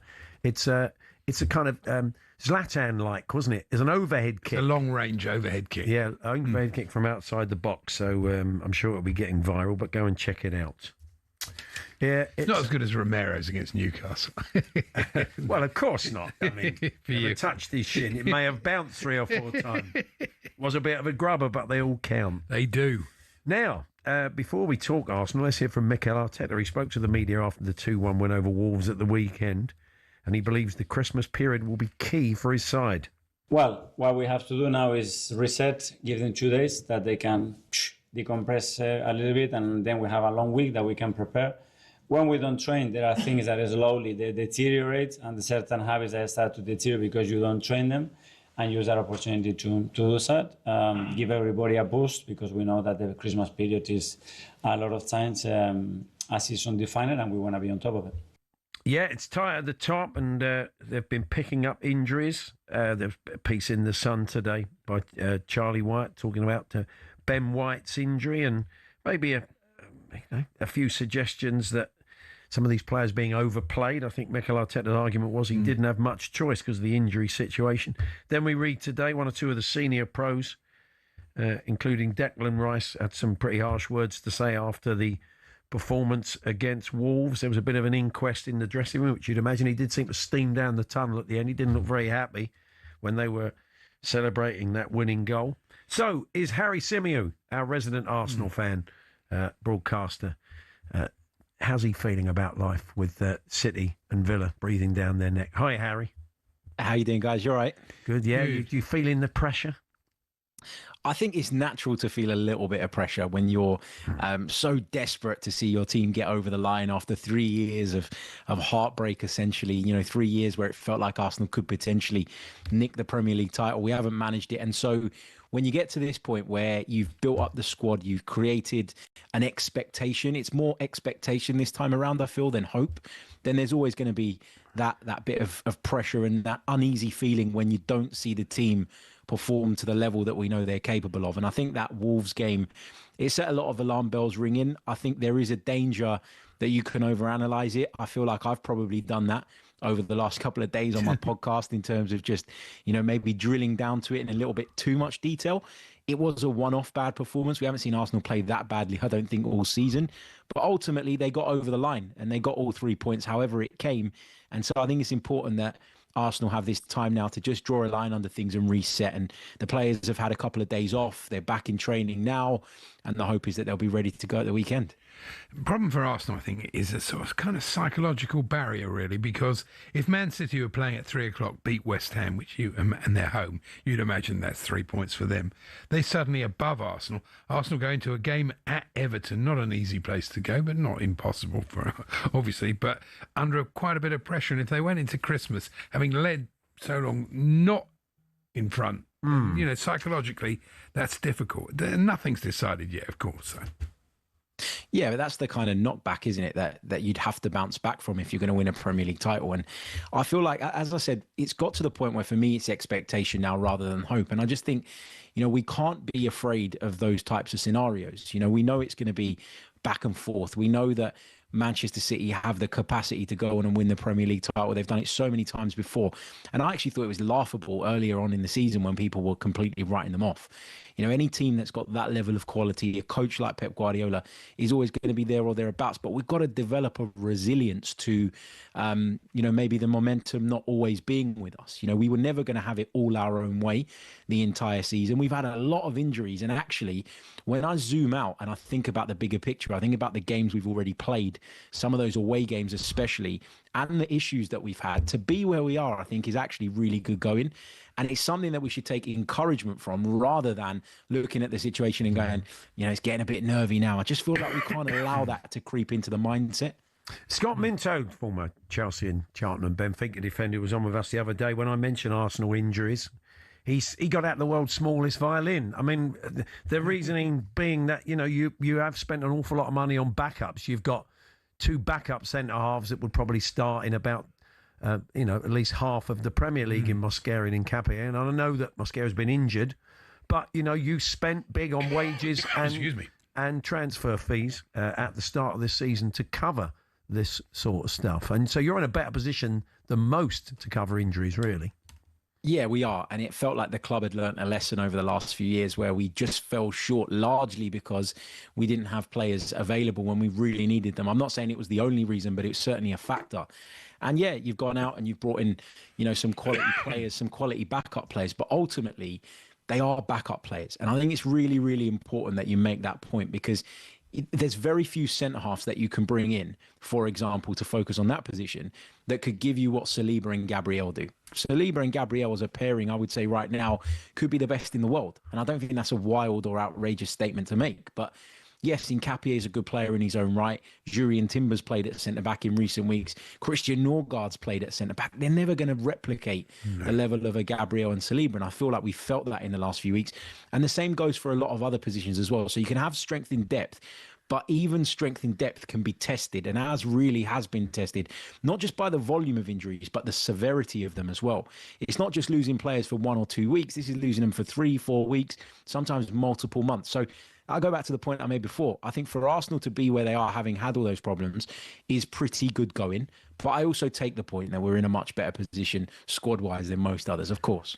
Is it right that it's been some time since Arsenal have scored from a corner? Because they were, at one point, you just couldn't stop scoring from corners. Well, Gabriel's absence maybe has a bearing on that. I wonder if that's got something to do with it, but, Yeah, I'm pretty sure going into the Wolves game, I think it was the last 11 goals, off the top of my head, were from open play, which I think surprised a few people considering they were calling Arsenal set piece FC just a few weeks prior. But yeah, look, the Gabriel factor is huge in set pieces, not just defensively, but offensively as well. And I think we've really felt his absence. And you lose physical power when you don't have Gabriel and Saliba. And remember, in Gabriel's absence, that's been a problem. But Saliba's been out for a while as well. He missed 5 or 6 games when we were told it was a matter of days, and he ends up missing 5 or 6 games. So, Arsenal have been through it at the back in recent weeks. It feels like they've got some attacking options back, and we're much better stocked there. But at the back end of the pitch, it's been problematic in recent weeks. There's no doubt about that. You're still sounding very optimistic, Harry. Well, I think there's about 18 other clubs would be quite like to be in their position. Yeah. And going very well in the Champions League. That's the thing. It's going to probably allow him to see out these final 2 games with, a second string. That's less of an issue. You've kind of done your work in the Champions League, haven't you?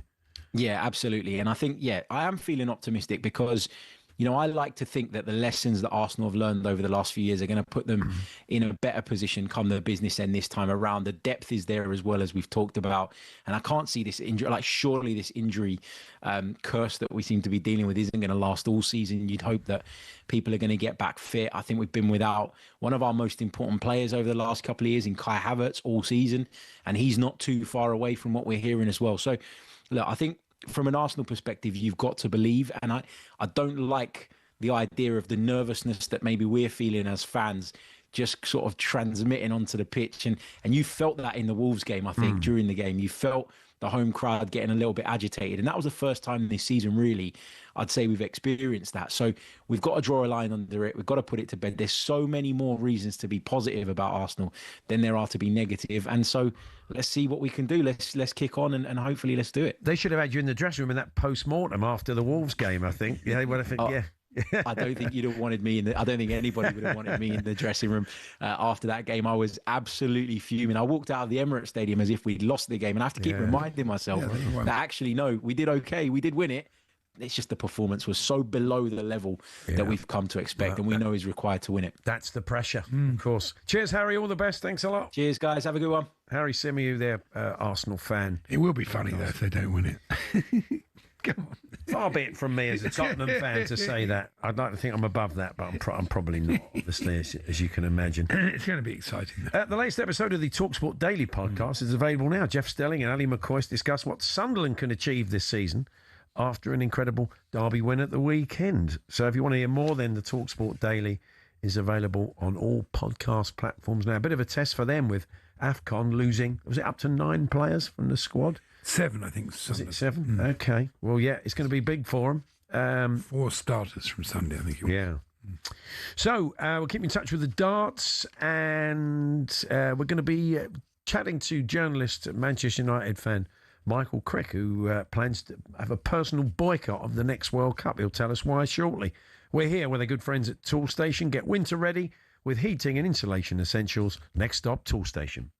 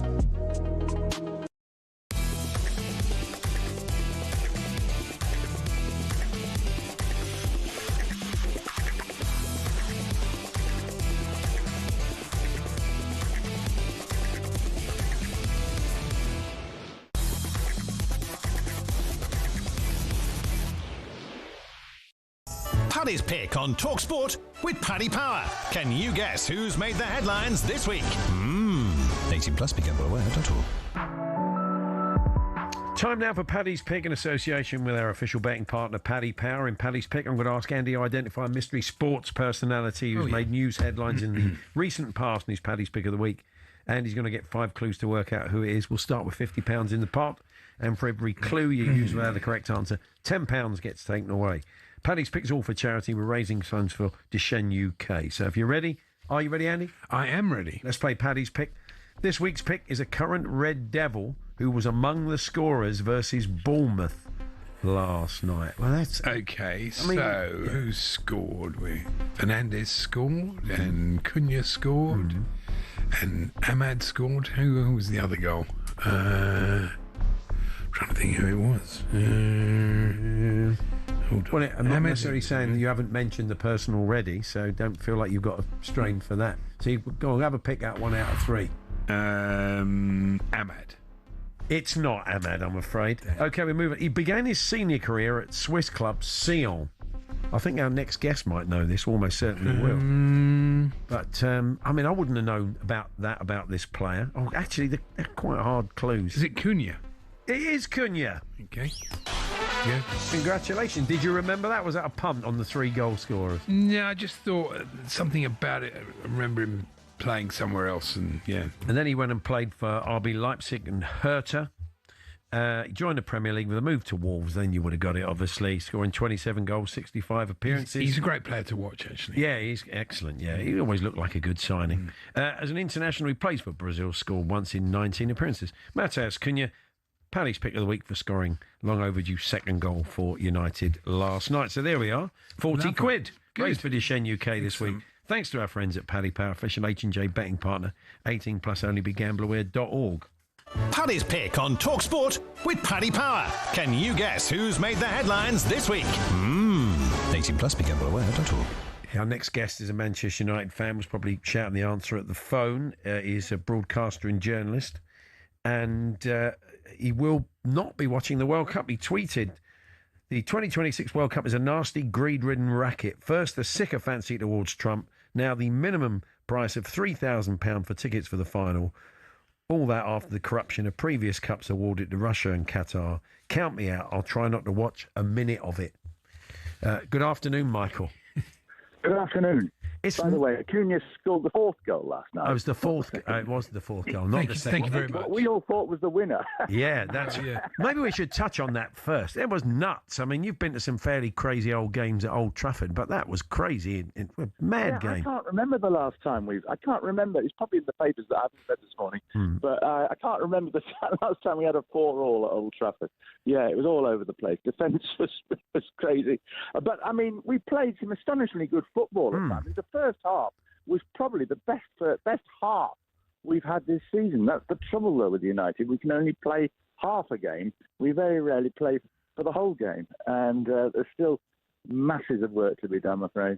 Yeah. Having got ahead of steam up, you now lose Ahmad and Mbeumo, which is a bit of a blow. I'm sure he would have loved them in for, and that's another month, and they've got to pick it up. And often players, when they get back from AFCON, aren't quite the same. So, yeah, and I mean, okay, other clubs will lose players as well, but probably most clubs won't lose as many as us all.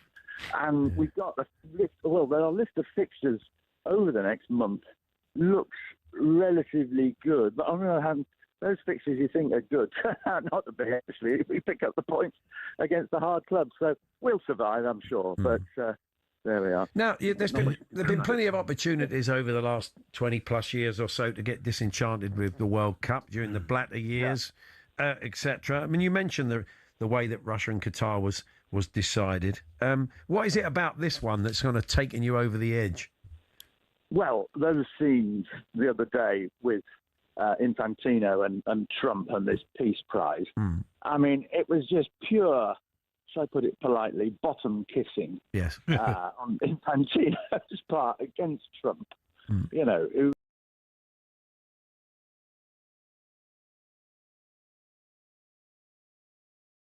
on several levels. And you shouldn't be sucking up to people. Although the way to deal with bullies is to stand up to them, not to suck up to them. And this, and FIFA has rules about how things cannot be political, and yet those rules were just totally bust through and decimated by those scenes with that we, which went around the world. You had all that, then all this, the shocking news about ticket prices. I mean, I wasn't going to go to the World Cup. I've never been to a World Cup apart from as a journalist and 20 years ago. Football started off as the poor man's game for working class people. That's why it's such a simple game. It doesn't require much equipment, just a couple of goals and a ball. And it's become not just a middle class game. It's become a game, if we're not careful, of the wealthy middle class, the really wealthy middle class. It should be a game for everyone.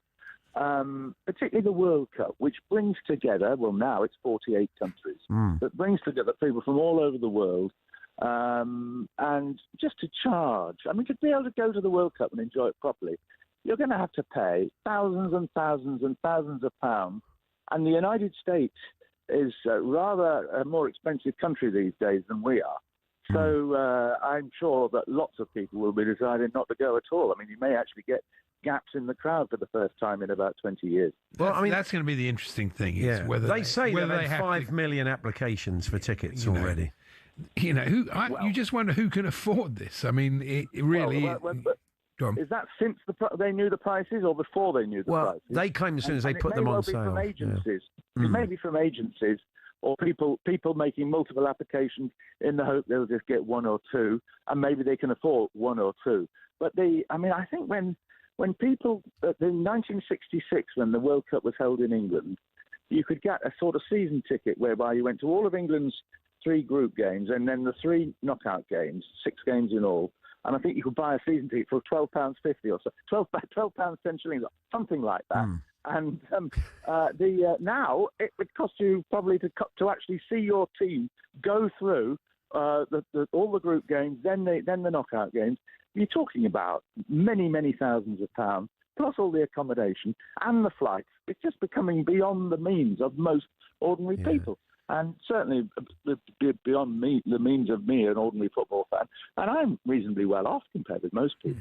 We've got UEFA have been really quiet about this. They have, and we got Steve Clarke, the Scotland manager, today saying to Scotland fans, look, come if you can, but don't bankrupt yourself. Don't put your family in the hardship by just people might doing anything to them. This is the thing. This is football. It's a passion, and people. Andy always says the Argentinian economy generally on its backside most of the time. Yet thousands and thousands of them find a way to go. You wonder how they get it. They will. They'll be there in America. So that's why they set those prices. That's why they take the mickey, because they know it. This is a passion. It's not people. The people don't make a rational decision, do they, Michael? Well, that would be true up until if the World Cup's in the past. But now it seems the prices have gone beyond. Well, just physically, the people who could have stretched their budgets to just take a whole family and so on and never go on holiday for the next 4 years or whatever, any other holiday, they might have managed it. But now this is way beyond. You'd have to be a bank robber or something to go on with some of those prices, or a fraudster. It is just beyond belief, and it shows an arrogance of the international sports institutions, FIFA, and it's the same applies to the Olympics, whereby they think they are the equivalent of a major state, and they can just do what they want. And everybody will just have to go along with what they say. And having said that, there are a lot of club fans like myself who've never been that great, interested in these international tournaments. We'll watch them on telly. We'll watch quite a few games on telly. But we've always found the real passion lies in club football, and that's certainly been the case with me. I've been to 2,500 Manchester United games in 55 years. I've now started going to non-league games a lot. I pick a different non-league ground, and I love it. It's great. It's no dynamic pricing in non-league. Michael, we're out of time. We've got to leave it there. Good to talk to you. Thanks for joining us. All the best.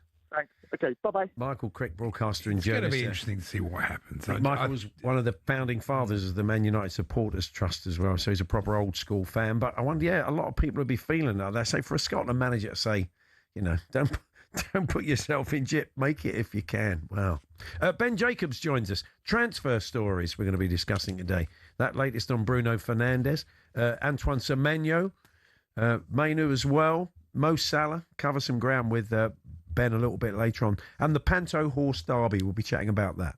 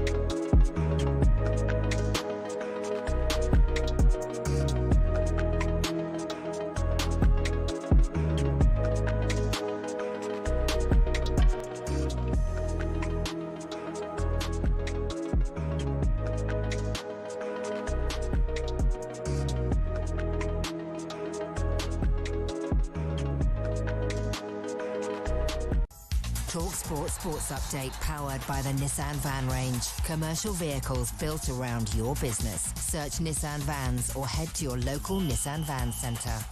With the headlines at 3:03, I'm Tom Clayton. Good afternoon. The man who drove his car into the crowds at Liverpool's title parade has been given a prison sentence of 21 years and 6 months.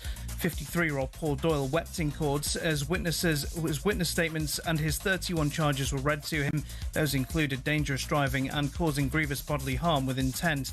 The court heard 134 people were affected. The youngest was just 6 months old. Doyle pleaded guilty. Here's Judge Andrew Menery, Casey. It is almost impossible to comprehend how any right-thinking person could act as you did. To drive a vehicle into crowds of pedestrians with such persistence and disregard for human life defies ordinary understanding. Liverpool-based journalist Tony Evans spoke to talkSPORT shortly after the ruling.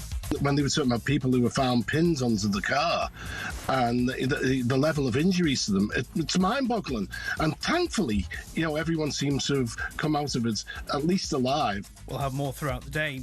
Elsewhere today, Bruno Fernandes believes the hierarchy at Manchester United wanted to sell him this summer when he'd opted to stay. He's given an interview to Portuguese outlet Sports Witness, which was reportedly set up by the Portuguese national team, not Manchester United.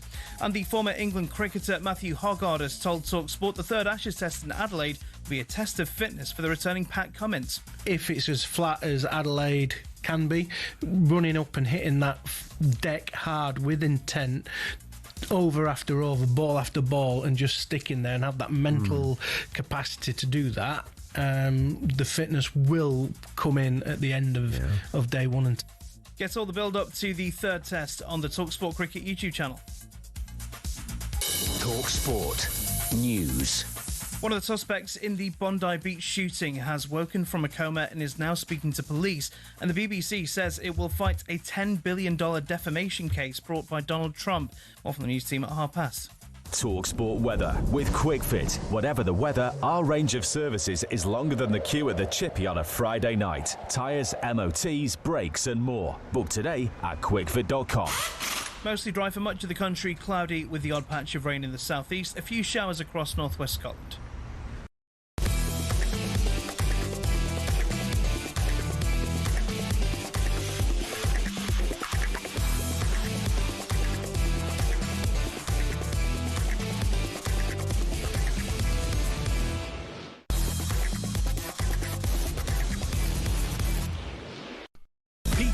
World Darts Championship update on talkSPORT with Village Hotels. Hit the bullseye this Christmas with a darty party at Village. Enjoy flights of festive fun with our interactive darts lanes. Available at locations across the UK.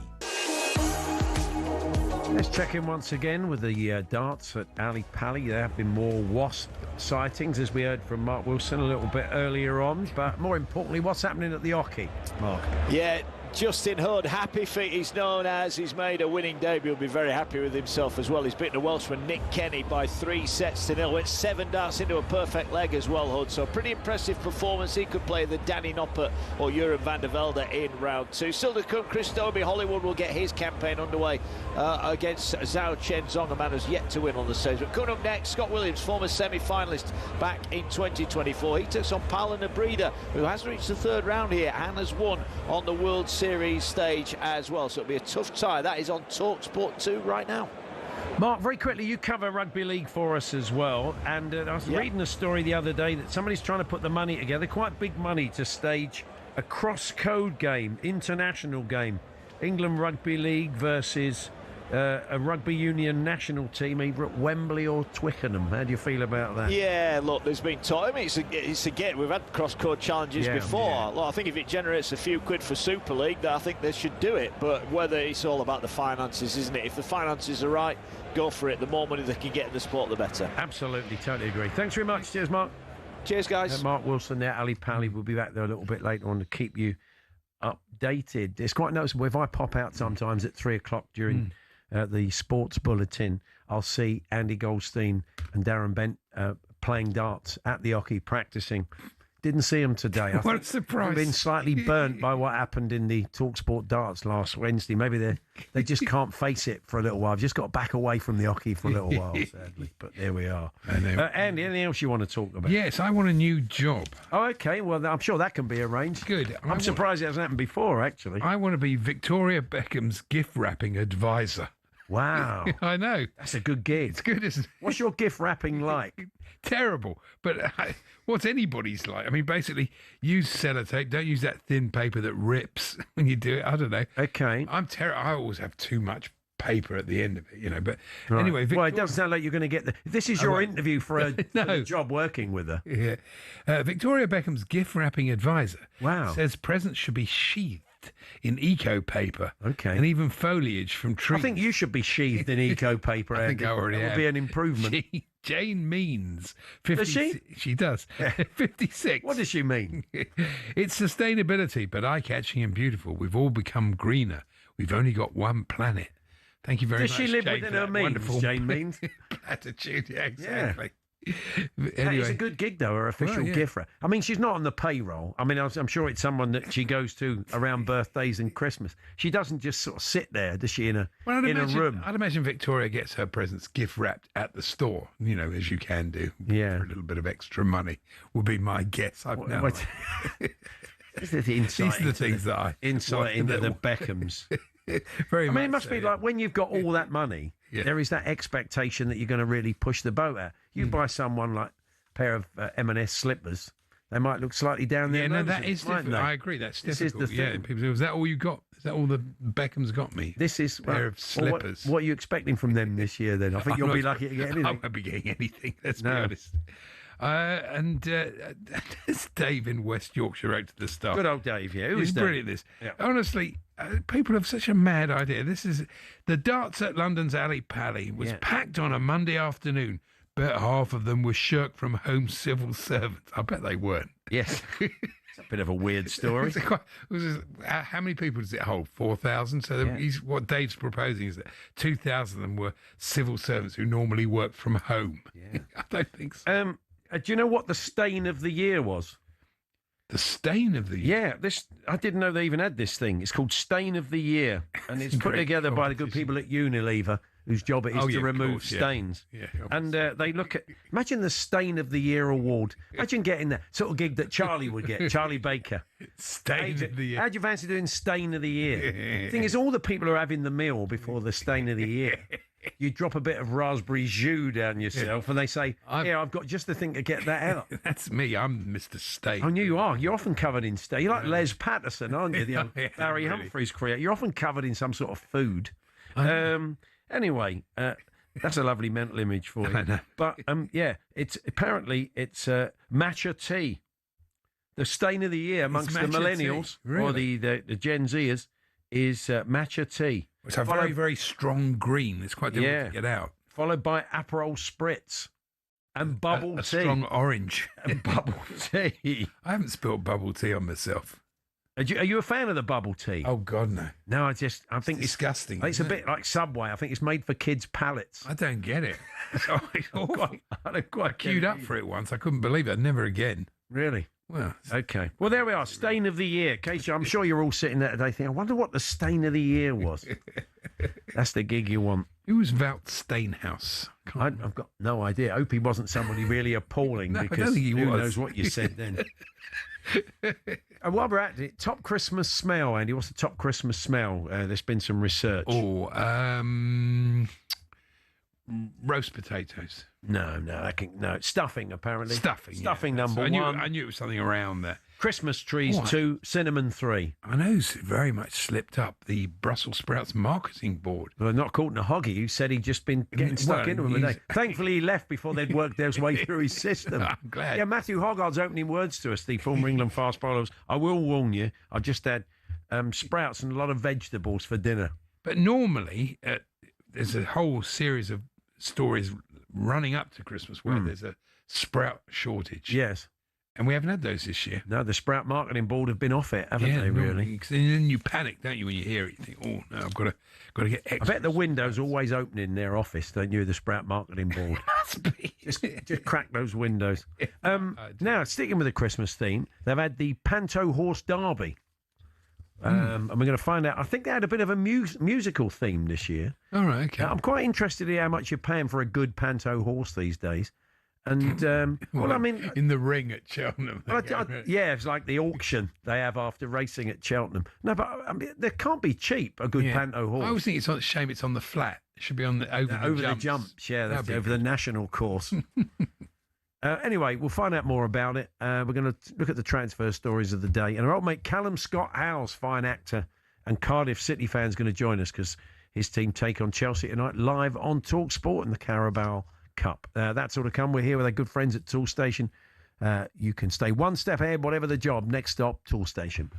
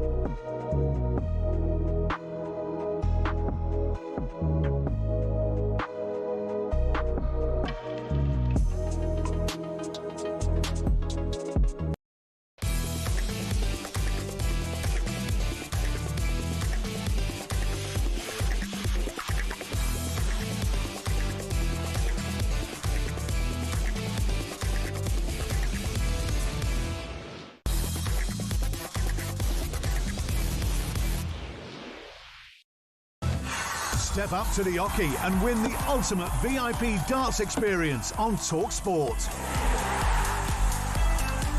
Yes, the PDC World Darts Championship is well and truly underway, and talkSPORT and Pitch Experiences could be sending you there on the 23rd of December. The countdown is on, so get your entry in by Thursday, and you and 3 mates could be living it large with platinum seats, fine dining, an open bar and VIP access to the 501 lounge with Russ the Voice Bray. Then it's straight to your prime area table for the best view in the house, so get ready for an unforgettable Ali Pally Christmas. Here's how to enter, Andy. For your chance to win, hello. For your chance to win, text darts to 83338. Text costs £2 plus your standard network rate, or call 034 342 17508. Lines close 4 p.m. this Thursday. That's when you'll need to answer your phone if it rings. 18 plus and UK residents only. Your chance to win, text darts to 83338 now. This is a network promotion. Full T's and C's at talksport.com. Good luck. Yeah, very best of luck with that. Cracking visit to the darts.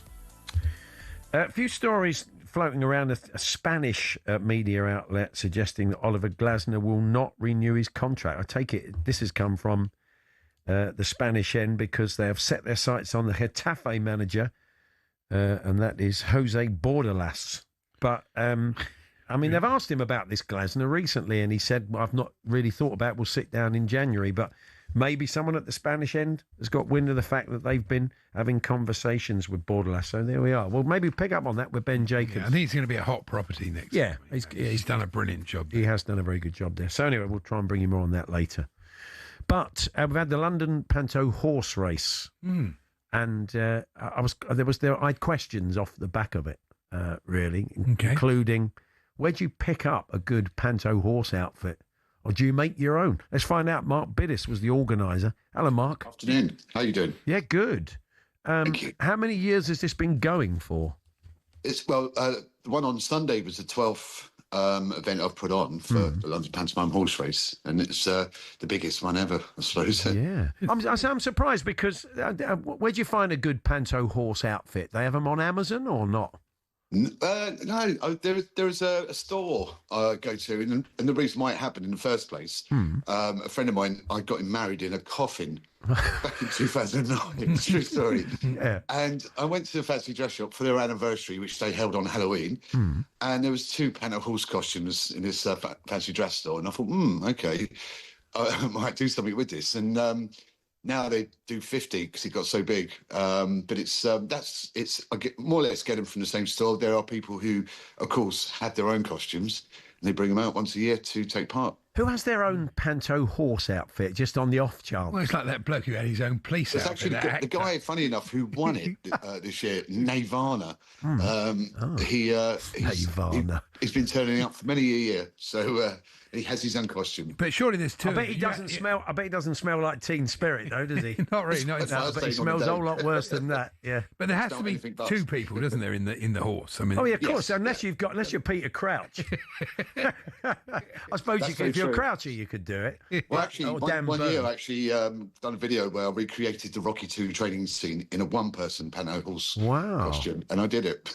So what are you paying them for the good Panto horse outfit, would you say, Mark? Well, but they average, I mean, the prices change, but they're sort of 50, 60 quid to hire out. Oh, so, yeah.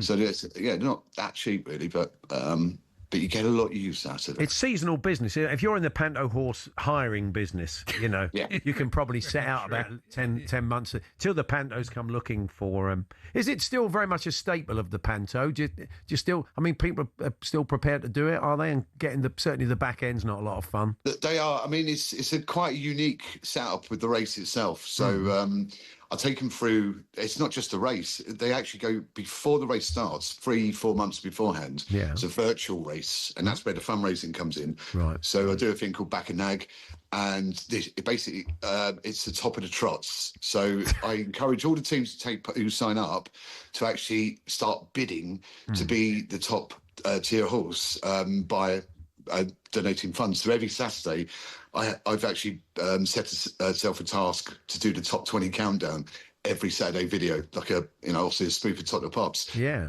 And so it climaxed last Friday night, and they were going all out. And we've raised over just under 10,000 so far. And it's So Great works. Ormond Street, is that right? It is, yeah, Great Ormond Street. And over the years, it's always been children's hospitals or hospices. Yeah. So I always find that quite very important around this time of year. Sure, absolutely. So who won? Who was the winner? You said it was a musical Nirvana. theme. Oh, Nirvana was the winner. Okay. Nirvana won. And are there notable mentions for Well, it was Liam and Noel Gallagher. Yeah, I like that. well, actually, Liam Noel Gallagher fulfilled an idea I had when they started the procession. I had a 9-foot Gene Simmons outside the gates of Greenwich Park, and Liam and Noel went through her legs to enter. Oh, That's how well, it through started. his legs. It actually works. So who was at the front, Liam or Noel? Because I'd imagine one of them wouldn't be particularly happy about that. So who was the front of the horse? Liam was very competitive. He actually came third in the charity fundraising as well. So he was very competitive. Noel just soldiered off. Technical question, Mark. Where do you put your head if you're the back end? Do you put it between the legs? Is it above the bum, or do you bind like you're playing rugby? I mean, it is. It's literally you're holding on to their back for dear life. And just pray they haven't had curry the night before. Really, Yeah, so. I wouldn't get him Which one with a most of them hoggy. do, I encourage. For the old backache, though. Yeah, so you've got to have a strong back, I would think. So, yes. Well, brilliant. Well, look, well done of raising, Thank you very much. People should look out for it next year, and maybe they'd like to get their own suit and enter. Me and Andy, It's going to be the 13th one, and we're going to have it on Sunday, the 13th of December. So who knows what might go wrong? All right. Yeah, Andy, maybe we should enter. Yeah, I don't mind being at the back. Okay, fantastic. Well, look, we'll work on that. Cheers, Mark. All the best. Happy Christmas. Thank you very much. To you. Mark Biddis there, the organiser of the London Panto horse race, raising money for good Great thing. Ormond Street Hospital. And I just had questions. That was really for me. I'm sorry. Just it's fine. It's good. I've always been that's sport. I've always at been its fascinated finest. by it. I think when like the Panto horse dances on the stage, dances with buttons or something that they do. And I was quite impressed with the synchronicity of the back and the front. I think that is a real art.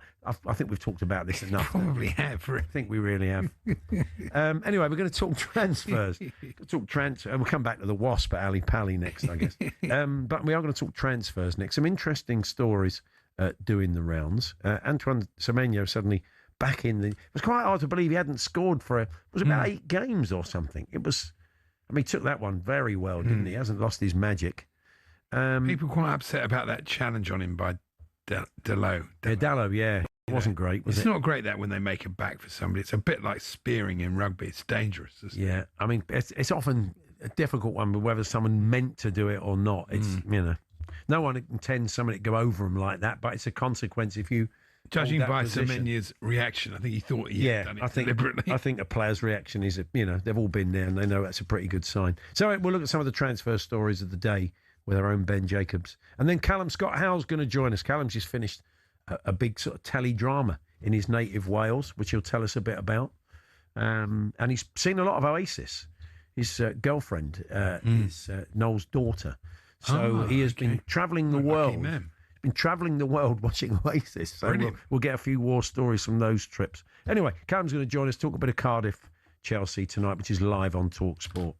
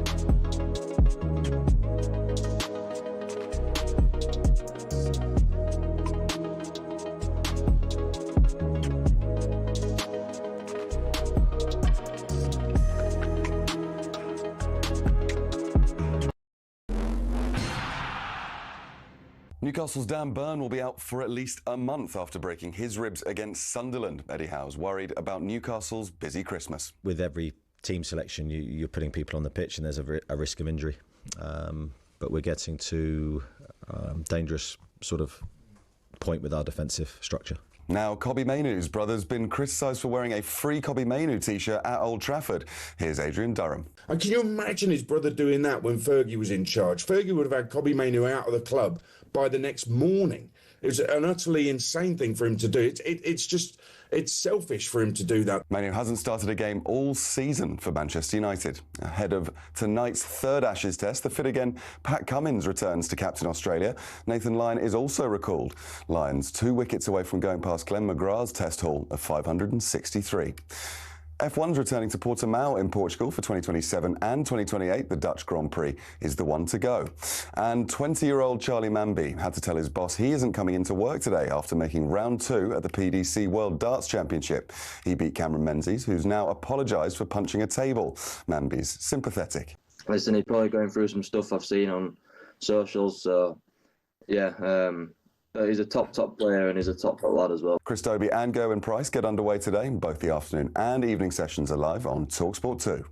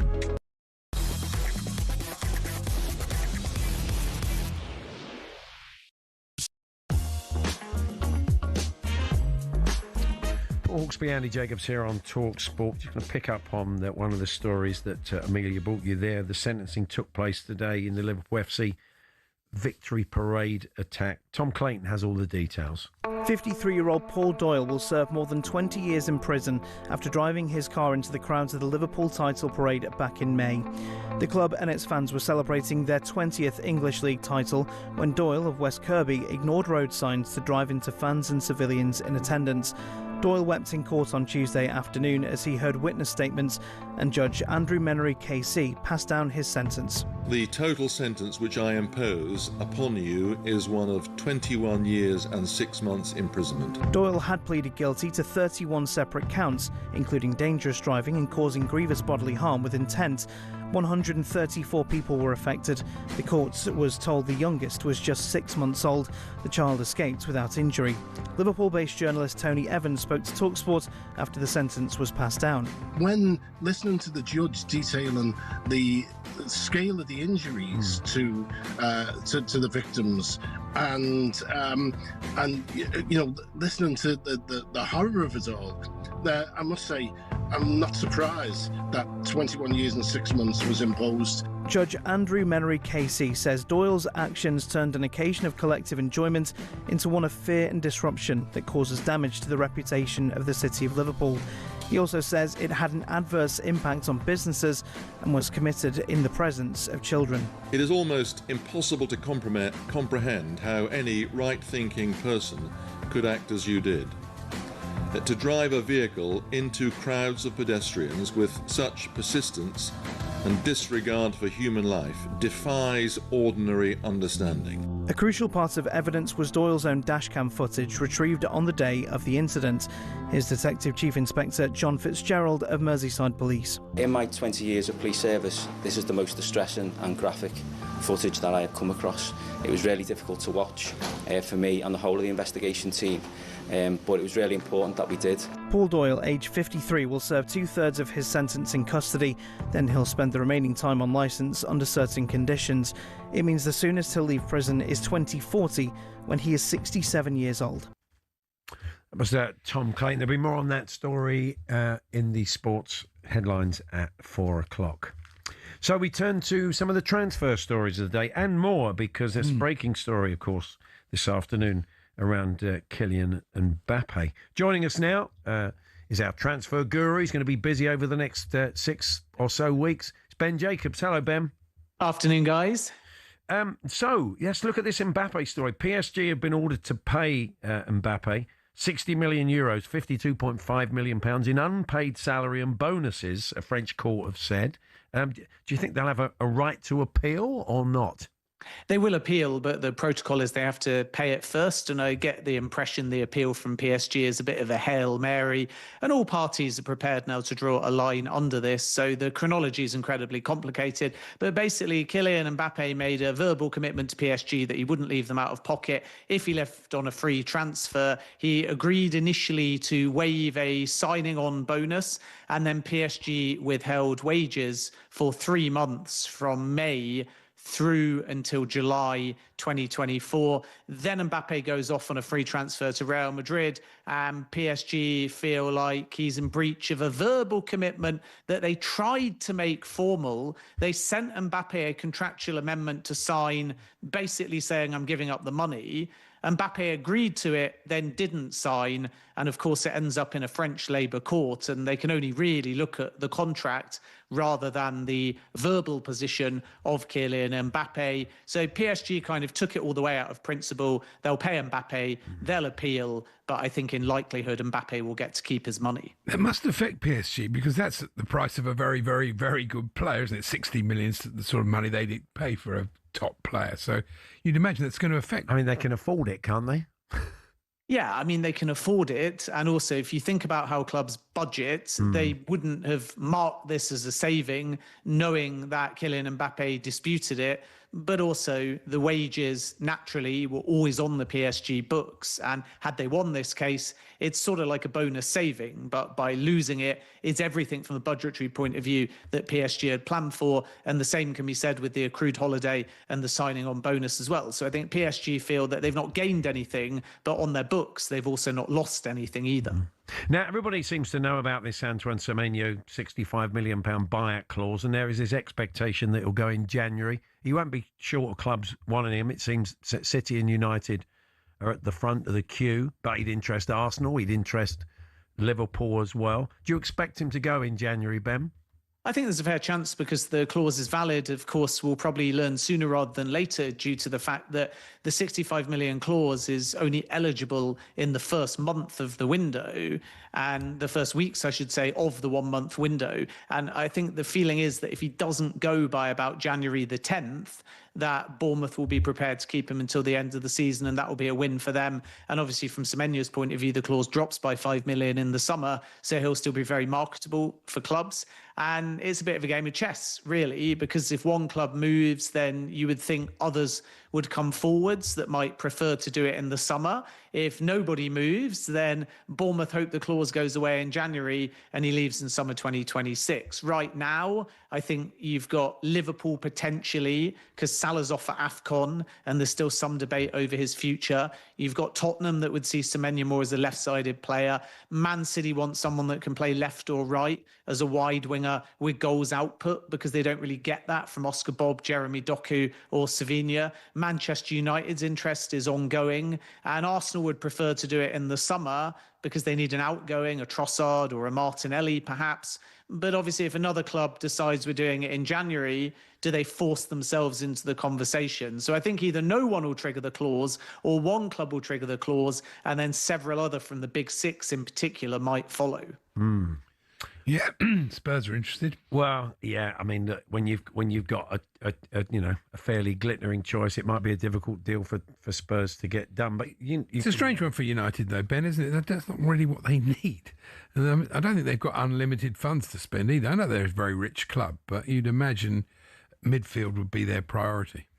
Yeah, midfield's absolutely the priority, and they want 2 elite midfielders in 2026. Obviously, there's a few considerations here. One is, do you have to enter the race in January? I'm sure, like Arsenal, Manchester United's preference would be to reconsider it in the summer. A caveat to that is Brian and Bumo and Ahmad are both off to AFCON, but there are, as you say, financial considerations. So I think as the window opens, Manchester United will have a big decision to make. First of all, do they feel they're on track for some kind of European football so they can take some of their summer money and spend it earlier? And the other thing which helps Manchester United is if they can just get through this financial year, maybe you can even structure it with Bournemouth in a way where you pre-agree it in January for the summer, or you agree it based on the clause amount but different payment terms, and that allows you to just sneak through this financial year. And then, of course, when the new squad cost ratio rules come in, clubs that earn more revenue will have more rope to work with, and Manchester United are one of them.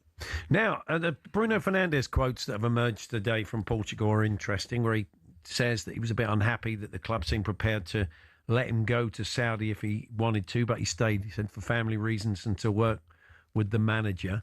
I mean, you keep an eye on what's going on in Saudi. Could that be reactivated in January? Not January. I think Bruno Fernandes made it clear to Saudi, there were 3 clubs, Al Hilal, Al Nassr and Al Ittihad, that he only wanted to consider his future potentially away from Manchester United after the World Cup. And that's not expected to change in January. In the summer, I think Bruno Fernandes and Manchester United will have another conversation based upon where Fernandes' head is at after the World Cup and what kind of European football, if any, Manchester United have. So off the back of this interview that was done about 2 weeks ago and was not set up by Manchester United, it was conducted via the Portuguese national team. And Manchester United's perspective, having heard Fernandes's comments, is twofold. The first is they say there's no desire to sell Fernandes. He's still central to their long-term planning. But remember, long-term planning can be overridden by the fact that there is this release clause for Bruno Fernandes of somewhere in the region of 65 million euros. So if someone triggers that and Fernandes wants to go, then Manchester United's long-term planning won't mean much. So I think they'll try and get on the same page, and it's all very amicable in the summer to decide if a Saudi or exit somewhere else in Europe is possible. That's the first point. And the second thing which makes this interview from Bruno Fernandes feel a bit Jekyll and Hyde is in October, Fernandes did another interview and he said Ruben Amorim spoke to him. Amorim told him he was part of the project. Amorim wanted him to stay, and Manchester United said the same. And then Fernandes goes on to say, quote, I felt that I was part of the plan. So October, he felt Manchester United wanted him. December, he's saying Manchester United didn't want him. So we'll have to kind of take some of what he says with a pinch of salt, because he's contradicted himself twice in the space of 2 months. You were writing about Maresca last week in that mad press conference he gave. I mean, have you heard anything more on this? I mean, it was a very strange thing for him to do, wasn't it? Well, also to say I've said everything I want to on this and I've explained myself. No, you haven't. I mean, the last thing, he left it hanging in the air, then refused to explain the situation, really, yesterday. Yeah, my read is the lack of explanation is an explanation, because as we broke on talkSPORT, it's an internal issue with, broadly speaking, the hierarchy, even though it's not necessarily against one individual in particular. So then when you ask him to explain it, he's got 2 options. He either backpedals and says everything's fine with the club, it was an emotional response after a big victory, or he has to be specific and say, I've got a problem with X, Y, or Z. Yeah. And my read is he didn't want to back down and he didn't want to name individuals. So what can he say other than I said what I said? And what he said is effectively about 2 things. The first is protection. Maresca's looking at Sir Jim Ratcliffe. Ruben Amorim's got 3 years, and he doesn't feel after Chelsea wobbles or dips in form and after winning 2 bits of silverware that necessarily that protection is there. And I think the other aspect to this, very simply, is interference. Enzo Maresca, as with any manager, is the kind of scapegoat if he over-rotates and then doesn't get results. But Maresca's perspective is that the whole strategy of the club is encouraged rotation, not just rotation out of necessity. So when he's making all these changes, it's to fuel the project, it's to give young talents opportunities, and it's to raise the value of young Chelsea players. And that will have some bumps along the road. And then when they lose games, or when people say Maresca got his subs wrong, or Maresca made too many changes, he's being billed as Claudio Ranieri, the tinker man, when actually I think he's empowered to do that by the model itself, which means that when there's criticism, Maresca probably feels it should be on the hierarchy, not just him. But of course, it's football. And every time a big club like Chelsea don't win, there's always going to be pressure back on the manager. So Maresca sort of said nothing, but he kind of doubled down as well on the fact that there is an internal issue between him and the Chelsea hierarchy. Thank you, Ben. We'll catch up with you soon. Cheers, guys. Ben Jacobs there will be right across all the transfer news when the window opens on January the 1st. Wasp news. The reason wasps are such a big thing at Ali Pali is because queen wasps tend to hibernate in old buildings during the winter. When there's events on at Ali Pali, all the warmth, which is kind of what I said earlier on, and light wakes the wasp up, tricks them into thinking it's summer. They wake up dazed and confused. Those Dart shirts, I think. Yeah. Summery. They look quite summery, the Dart shirt. They go about looking for food, says Matthew, the Spurs fan. He said, I looked at it on ChatGPT. Our old mate Crackers, the leading entomologist, says, wasps indoors in winter are disorientated survivors of the previous season, seeking warmth and shelter. They like Tottenham. Yeah, exactly. Said that. They could double up the Spurs fans. Anyway, let's head back to Ali Pali, where probably being attacked by wasps as we speak. Ian Danter. Hi, Dance. No, safe from the wasps in here in our little room backstage here, Paul. But on the first game this afternoon, Teemu Harju of Finland did have the Ali Pali wasp resting inside his collar at the back of his neck for the vast majority of the game he had against Alan Suter. Wasn't particularly bothered by it, and both players knew the wasp was there. Suter got it done in the end, needing 16 match starts to finally beat Harju 3-2. And then Justin Hood on debut, the Englishman, won by 3-0 against Nick Kenny, who did well here last year. Currently on stage, Scott Williams, who reached the semi-finals 2 years ago after getting his tour card. He is cruising to a 3-0 victory over the Filipino player Paulo Nebrida, looking very much in control, averaging around about 100, Scott Williams. And then after that, Chris Dobie will round off the afternoon session here at Ali Pali, taking on Xiao Chen Zong of China, making his 5th appearance at Ali Pali, but is yet to get past round 1. All the action from day 6 of the PDC World Darts is live both this afternoon and this evening from 7 on talkSPORT 2, the talkSPORT Darts YouTube page and the talkSPORT app. Thank you, Dance. Over on talkSPORT, we're going to bring you live Carabao Cup football. It's the quarter-final between Cardiff City and Chelsea. And Cardiff fan, friend of the show, actor Callum Scott Howe is going to join us for a chat. Look ahead to that in a few moments' time. We're here with Toolstation. Pick up your wet weather essentials today. Next stop, Toolstation. PDC World Darts Championship update on talkSPORT with Village Hotels. Hit the bullseye this Christmas with a darty party at Village. Enjoy flights of festive fun with our interactive darts lanes. Available at locations across the UK.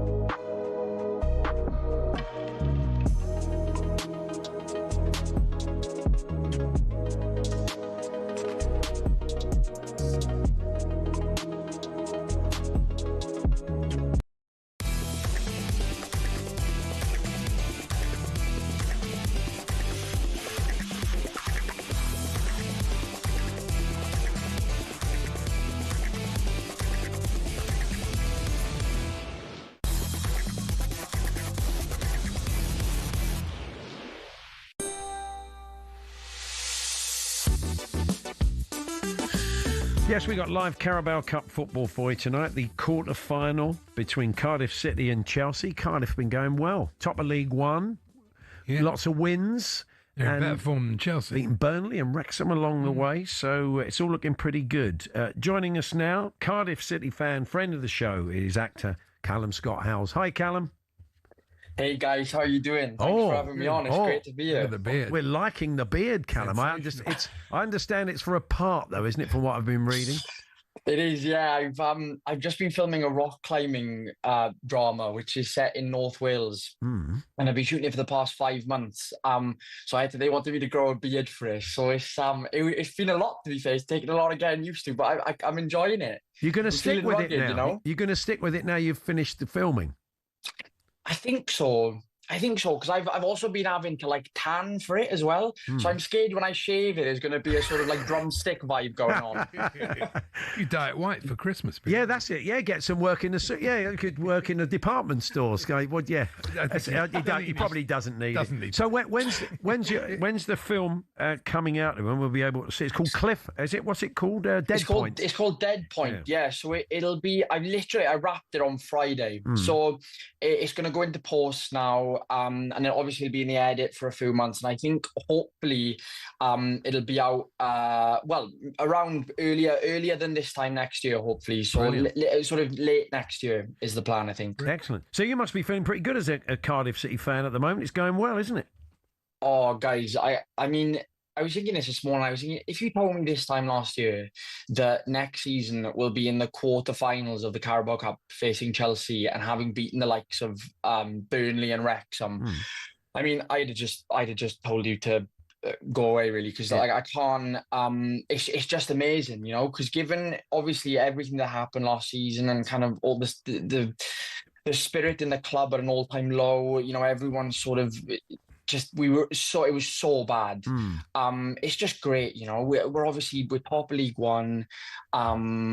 We're playing Chelsea tonight. It's great times, and I'm feeling, you know, with Christmas coming, it's great. It's what a time to be a Bluebird. Are you going to be able to get there tonight? I don't know where you are in the world or the country. You're going to be able to get there? I am, yeah. Oh, I come down from London this morning. I'm with me and my father are going to be there. Me and the old man will be sat there. I wouldn't have missed it for the world.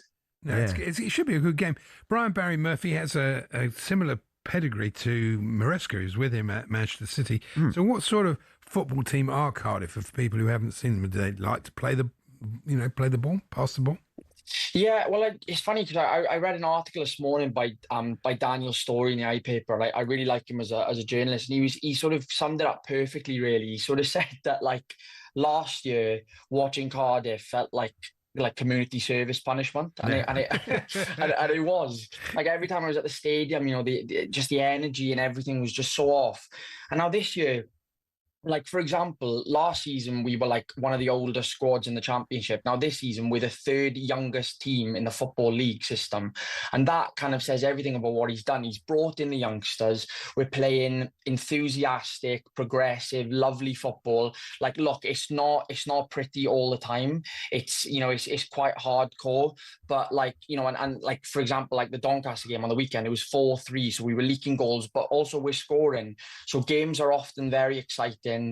And, you know, and also there's a lot of Welsh players in there. We're bringing through Welsh players, which is always great. As you know, as the capital of the country, it's incredibly exciting. I feel very proud to be a Cardiff fan this year, which feels really great to say, you know. And you never know, Andy. So you'll probably put out a second string, good players, but you know, players that don't play together a lot. I guess Chelsea tonight. No, and some key players are missing for Chelsea. Palmer's missing. Cucurella's suspended. Although Jason Cundy, you were talking to him yesterday, he seemed to think they'll put out. Caicedo will play. So, so it won't be easy. No, they're going to take it seriously, Chelsea. Don't worry about that.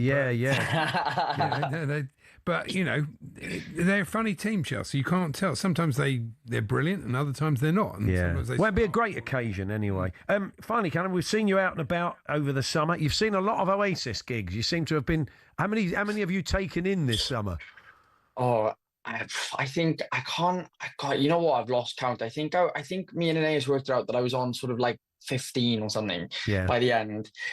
So you know, it was one of the best summers ever. We had such a lovely time, and obviously it's it's great that yes, it brought the family together. It was an amazing occasion, and I hope it was a great summer for everyone who saw the gigs. It was really special. Fantastic. Give our best to your dad. Enjoy the game tonight, Callum. We'll catch up with you soon. All the best. Thank you, boys. All the love. See you later. Take care. There's Callum Scott Howes there, who will be at the match tonight. And if you can't make it, you can listen to it on talkSPORT at 7 o'clock. Building up to that and all the other big stories of the day, Andy Goldstein and Darren Bentwood Drive, they're coming up next. Have a good evening.